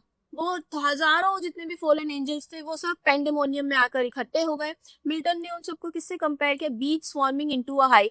ऐसे किया कि जैसे कि मधुमक्खियां उस छत्ते की तरफ या फिर उसमें घुसी रहती है ना, तो इस तरीके से उसने उसको कंपेयर किया उन सभी एंजल्स को। जो डेविल्स थे उन्होंने आपको अपने आप को सिकोड़ लिया था और टाइनी फॉर्म्स ले ली थी, फेरीज, पिग्मीज और एल्स जैसे भी ना, छोटे छोटे बन गए थे शरीर में, ताकि वो सबके सभी उस हॉल में इकट्ठे हो सके। ठीक है, यहाँ तक कि जो ग्रेटेस्ट डेविल था वो अपने जाइंट साइज में ही रहा और वो गोल्डन सीट पर बैठा, जो कि कौन था? शैतान। ठीक है ना, लेकिन बाकी सब छोटे छोटे हो गए थे, उन्होंने अपने आप को छोटा कर लिया था। तो जब वो सभी लोग पेंडेमोनियम में सेटल हो गए तो एकदम से शांति हो गई। देन जो ग्रेट काउंसिल थी हेल की वो शुरू हुई, और इसी ने ही यहीं पे ये मार्क करता है beginning of organised planning against God and mankind, कि जो शैतान ने पूरी ऑर्गेनाइज्ड प्लानिंग की थी भगवान और मैनकाइंड के खिलाफ, वहीं से इसकी शुरुआत हुई थी, इसी मीटिंग से। ठीक है, तो ये थी हमारी पैराडाइज लोस्ट बुक 1। अब इसके अंदर कुछ मेजर कैरेक्टर्स दिए हैं, मैंने शैतान के बारे में बताया। देखो मैं बाकी आपको सब कुछ बता चुकी हूँ कि यही इसका सेंट्रल कैरेक्टर था, एंटी हीरो भी था। इसको स्वर्ग से फेंक दिया गया था और इसने सबके साथ मिलकर लड़ाई झगड़े का सोचा था। ये हार गया था, फिर भी इसने प्राउड और एम्बिशियस फील किया। ठीक है ना, ये एक बहुत ही ज्यादा कॉम्प्लेक्स कैरेक्टर था। जहाँ एक तरफ ये रिबेलियस एरोगेंट था, तो वहीं दूसरी तरफ ये करेजियस, इंटेलिजेंट और कैपेबल था दूसरे लोगों को, अपने फॉलोअर्स को इंस्पायर करने के लिए। मिल्टन यहाँ पे शैतान को एक ट्रेजिक हीरो के बारे में मतलब उसकी तरह बताता है, और उसका एक, उसने इसके लिए एक फेमस इसका एटीट्यूड भी दिखाया कि लाइक हेल में राज करके रहना ज्यादा अच्छा है, ना कि स्वर्ग में गुलामी करो। ठीक है, शैतान जो है उसने यहाँ पे ग्रेट लीडर की तरह काम किया, उसने फॉलन एंजल्स को बहुत ज्यादा इंकरेज किया। देखो शैतान का पर्पस भले डिस्ट्रक्टिव था, लेकिन वो फिर भी बाकी लोगों को, मतलब जितने भी वो सारे डेविल्स थे वो उन सबको साथ में ले आया था। देखो मिल्टन ने यहाँ पे शैतान को ह्यूमन क्वालिटीज भी दी हैं, जैसे कि उसे भी दुख होता था, उसे भी अपने कंपेनियंस के बारे में बुरा लग रहा था, डिसअपॉइंट फील कर रहा था, फ्रस्ट्रेट हो रहा था, उसे भी एक टाइम पे आके इमोशनल होते हुए दिखाया गया। ठीक है, तो इसमें ये बोला गया कि मिल्टन जो है उन्होंने इंटेंशनली शैतान को ज्यादा अट्रैक्टिव दिखाया है और अपनी स्पीच से ज्यादा बढ़ा चढ़ाकर बताया है। तो शैतान जो था पैराडाइज लोस्ट में वो कोई एक सिंपल विलेन नहीं था, वो ग्रैंड ट्रेजिक और पावरफुल कैरेक्टर था। ठीक है, इसके अलावा यहाँ पर इसका फिजिकल डायमेंशन क्या बताया? मैंने बताया था लंबा चौड़ा था, अच्छा खासा, बहुत बड़ा था, तो वो बताया है।